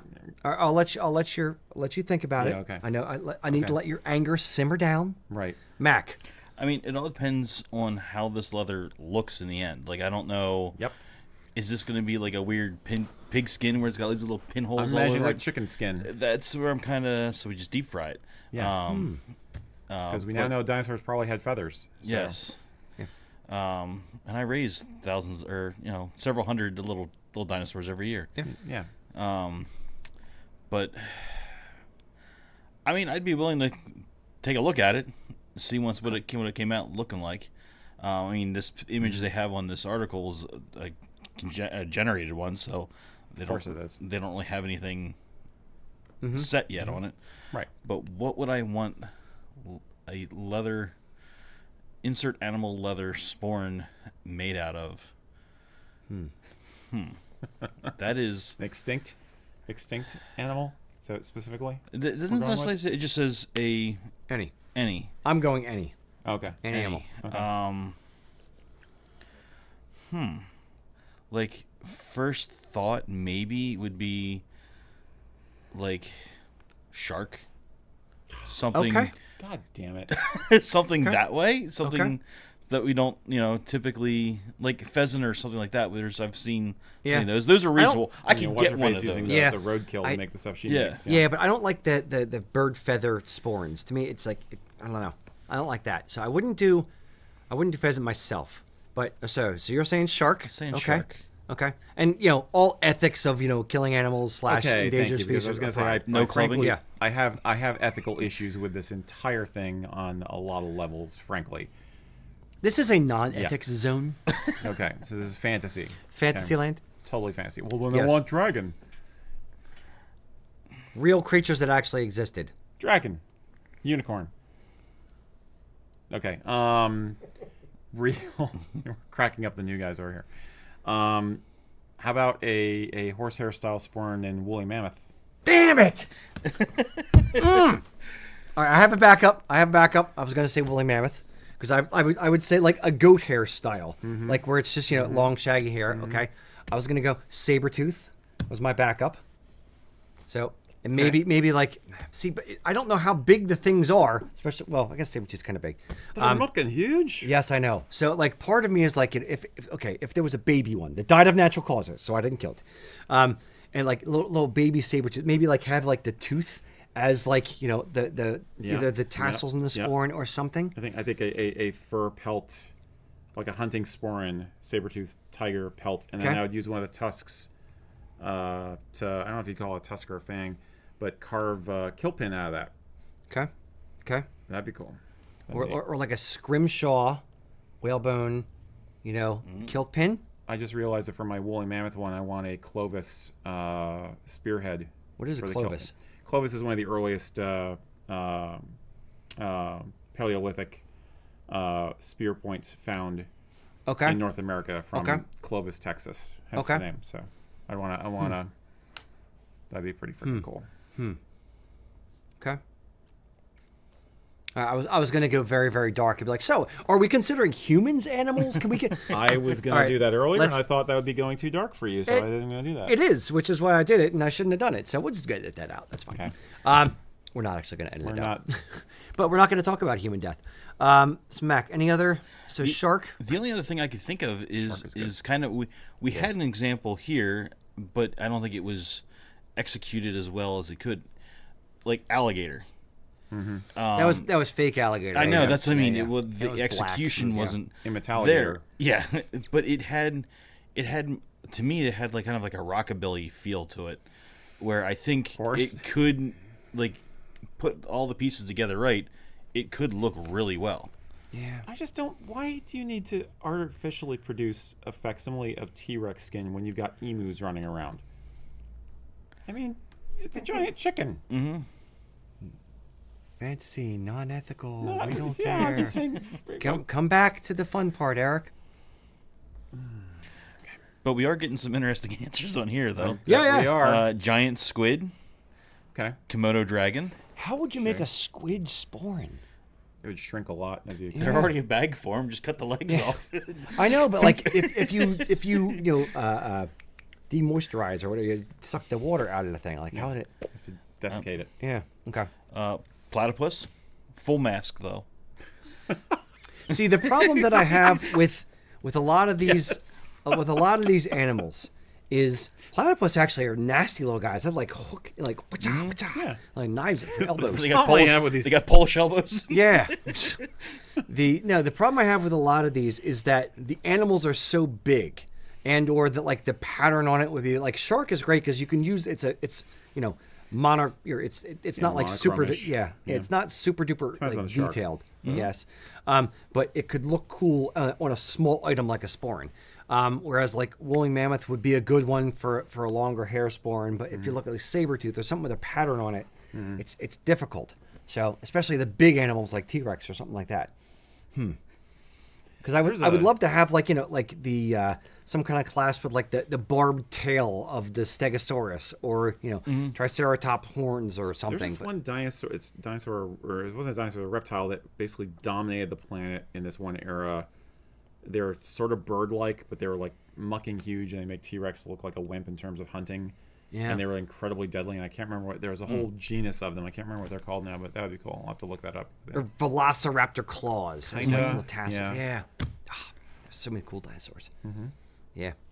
Okay. I Okay. used to have a buckle that was made out to harpy eagle claws. Okay. Cast in bronze. That was pretty cool. That's similar Yeah. to what a You have to go Velociraptor miniature on claw all of would them. look like. Yeah. Mac, you're making faces. We have the sloth from Ice Age. We have a kangaroo. Why do you want to like a foreign on them? Yeah. A kangaroo. I have seen a kangaroo spawn. Yep. Yes. Yeah. Yeah. Yeah. Creepy guy. Honey badger. Okay. Yeah, okay. So that's kind of neat. Yeah. Yeah. Badger. I did see stingray up there earlier, which I Yes. think there Has is been a done. company Those that look does cool. do them. Those Yeah. are neat. Yeah. Yep. Yep. Stingrays are cool. But everyone wants the eye or the center white dot on it. Armadillo. That one I think would be tough. That would be 'cause weird. How would you sell By it? definition. With the Yeah. yeah.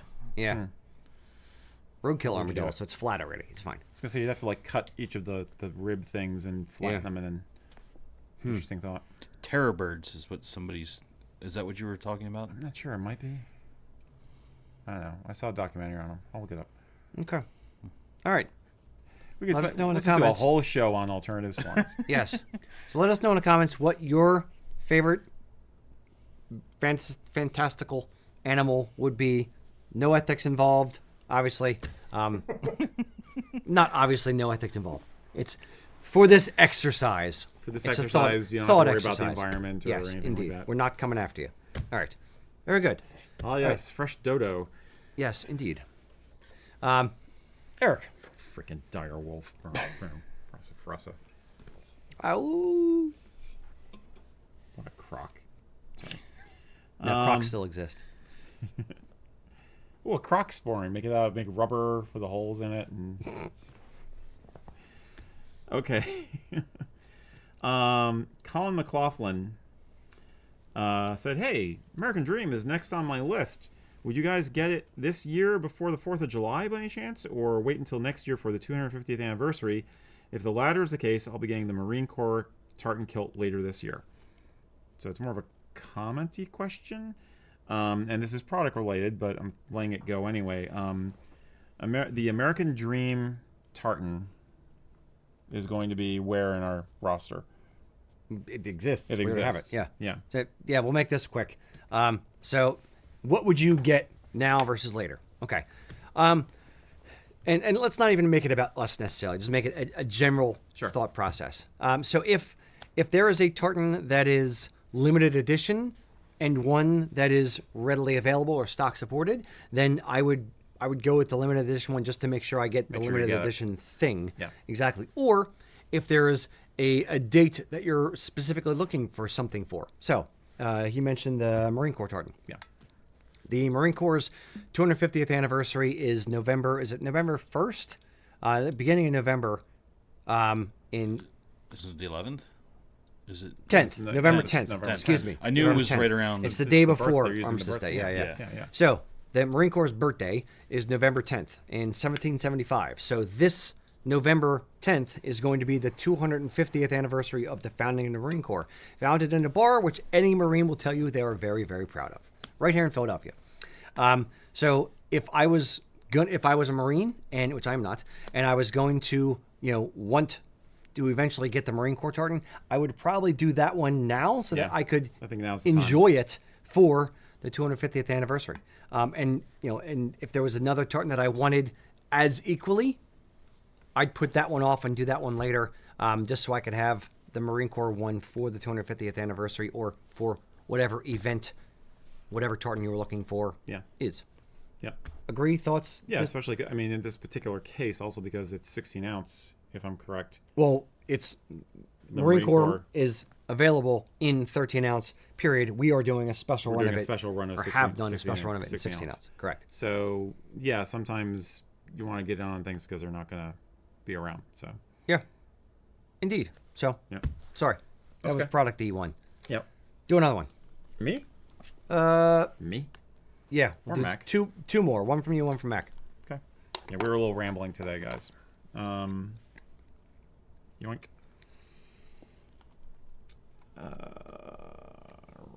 Robert Rigg Riggs says, I'm looking to get a great kilt to wear at SCA events. That's the Society for Creative Anachronism, by the way. It's a living history group, sort of. I feel a gray kilt will look the most period appropriate. That's correct. But I'm not sure what tartan to get. I feel something with a lot of bright colors would look too modern and therefore not period accurate. Any advice or suggestions? Also, any suggestions on accessories, please? Okay. So, what tartans are best for trying to do a great kilt. a great kilt? And I will be generous and say the SCA technically stops at 1600 AD. There are people who do English Civil War period, so they extend it to 1650. But he's kind of in the zone for when we know Great kilts great kilts sort of existed. We're pretty sure. So I would let's start with the fact that having a brighter colored tartan isn't historically inaccurate. right. You know, it's actually probably more accurate to have a brighter colored tartan. Now, you may throw it around in the mud and get it dirty a bit, but it's not like all the weathered browns and things like that you see in like Outlander. They wouldn't have all been like drab, dreary, tartans. You would have had color. The oldest example of a piece of cloth, a piece of tartan cloth found in Scotland, dates 500 years ago, is the Glenafric tartan. Right. It is bright, freaking goldish kind of yellow and a reddish, a reasonably bold reddish brown kind of color. So that, as the main two colors that are in the design. So a brighter color tartan is historically accurate to that period. Yeah. Eric. Yeah, basically, colors were not as color fast as they are with chemical dyes, but they had bright color. We've always had bright colors, and the often it was a sign of wealth.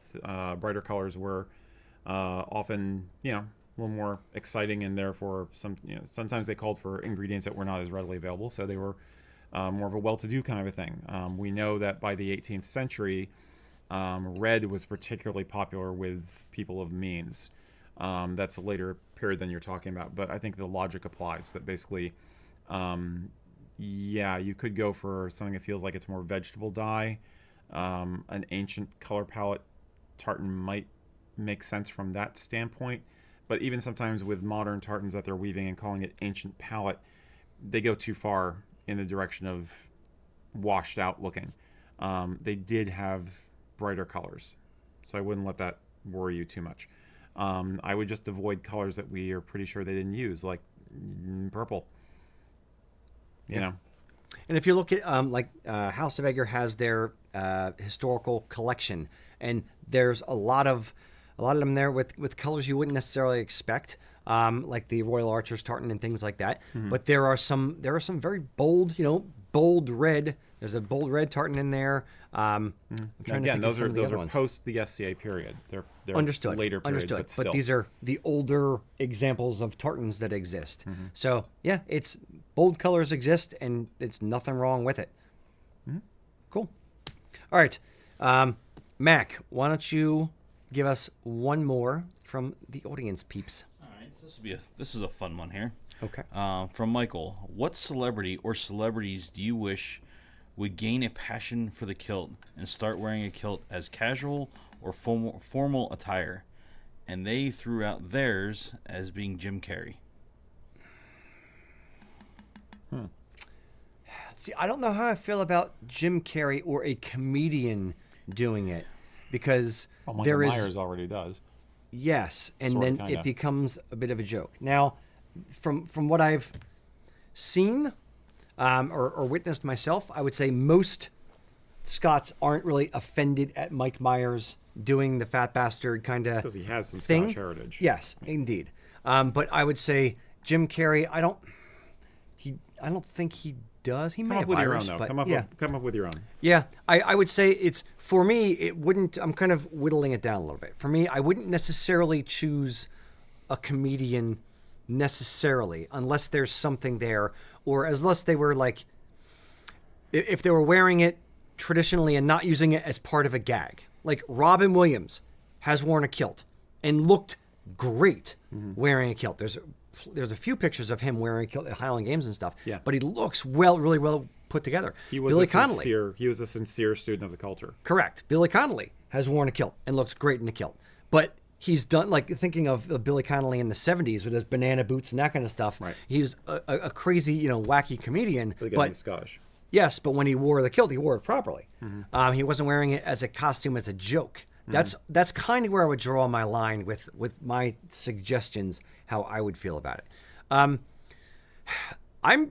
For the most part, I'm actually fine with any celebrities wearing a kilt, as long as they're wearing it respectfully, as long as it's not a joke and a plaything to them. I've seen Muhammad Ali, I've seen Snoop Dogg, I've seen, who's the Irish actor that wore the kilt, and I think he had it on backwards for one. Jeez. What was his name? I don't know. Shoot, he's still an actor. Anyway, I'm fine with people anybody wearing it, as long as they're wearing it respectfully and not as the butt of a joke. So let me think on who mine would be. Mac, do you have one?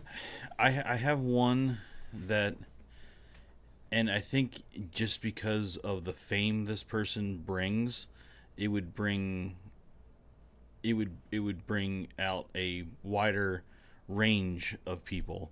I think someone like Taylor Swift, where she has the crowd that if she wore, and then she has worn tartan. She's become known for her tartan but outfits, if that was a more of a pattern, more of a thing that she did more often, that could open. Yeah. It opens a whole new realm. Or design her own tartan? Yeah, exactly. Taylor, call me. That's the first person that I thought of, just because of the fame that that follows along with her. I think it's different if you're talking about a woman, though. I think because if you want, I think the question there. Tartan / kilt. Yeah, I think they're more thinking of like a dude in a kilt, like going to the Oscars, like attending the Oscar ceremony in a kilt, in formal Highland dress. Who would it be? And I don't know, because I'm lousy with most of the celebrities I like are dead. Yeah, and I'm thinking my brain is automatically going to ones I have seen, not ones I haven't seen. I'll give you one: Cillian Murphy. I'd love to see Cillian Murphy in a kilt. I think he'd cut a fine figure. That's the guy from Peaky Blinders. Okay. He's been in a bunch of different movies, but I know him most from Peaky Blinders. I think he would be well put together in it. I can't think of any other. We've got some in the comments. We have Chris Pine. Okay. Yeah. Chris Helmsworth. Yeah. Any of the Helmsworth brothers. Yeah. Yes. Henry Cavill. Yeah, Henry Cavill would be good. Where did Gerard Butler? He's done it. Gerard Butler's worn a kilt. Colin Farrell. That's who I know. That's the Irish guy I was talking about. The wore it, and there's a picture of him wearing it backwards, like curtsying or something. So it may have been for a joke. Okay. What other celebrities would we want to see in a kilt? I wouldn't want it to be a politician, period, because then it's just going to become a thing. I mean, there's already football players are known for wearing, some of them are known for wearing loud stuff going in, and they're being still tailored jackets and stuff. Yeah. To wearing into games like Josh Allen, which is a quarterback for the Buffalo Bills. He wears some stuff. Occasionally wears a few things, or I'm drawing a blank on the Bengals quarterback right now, but he wears stuff that's out there. So if one of those picked up, like Kelsey did it. But you see, yes, yeah. I would love to see Jason, not Travis Kelsey. I'd love to see Jason Kelsey, Philadelphia. I'd love to see Jason Kelsey in a kilt. That would be pretty awesome. I think he would do it well. Yeah. I wasn't thinking sports. Joe Burrow. I like that. That's it. Joe Burrow. Joe Burrow. Okay. Yeah. It's the Bengals quarterback. Yeah. So sports figures or celebrities, but yeah, it's I don't care, but I don't not care. I would just want it done and want it done well. That would be the bottom line for it. Samuel Jackson. Samuel L. Jackson. He did it for that movie. Yeah, Formula 51 or whatever. Yeah, ages ago. Okay, let's go alive or dead. Mine would be Lemmy. I would love to see Lemmy, although he's English, so I don't know if he would like to wear it. Informal Highland? No, but just rocking a kilt on stage But the question was fully Lemmy. doing it seriously, though. No. The question wasn't seriously. It was what celebrity. I'm the one who put in the serious bit. Yeah, it's a casual or formal. Casual or formal. Okay. So I would love to see what Lemmy would do with it. I don't think he would be necessarily disrespectful, but he would do it in his own way. And I would love to see, in the same way like John McPhee from the Doobie Brothers has worn kilts on stage and did it his own way, but it wasn't formal. Okay. But he didn't do it in a disrespectful way. Okay. Okay. But All right. sorry, don't feel like I have much to contribute here. Okay. Never mind then. So, or Ultraman. any particular band. Ghost. Okay. So Ghost in kilts. All right. Fair. I would like to see it as, maybe as more as a part of a movie where it's just kind of like it's thrown in. Like if it was in Sinners, like when they're like, or if it was in like a movie that's out, that it's just like somebody's wearing a kilt in the movie as part of a thing, and it's not even really talked about. It's just there. It's just a thing that exists in the movie. I think that would be neat, seeing it more in the background, but normalizing it as like, so if there's a big ball and there's a couple Scottish guys in kilts, I think that would be neat to see more often. Sure. Yeah. I don't know. That's what I think. Okay. Very good. Boys and girls, I want to know from you, what celebrity would you put in a kilt? Or, Yeah. We'll make that the question of the day. yeah, Why not? that's the question of the day. So put it down in the comments. All right. Thank you all for joining us. Until next time, boys and girls, Slanjava. Sajava.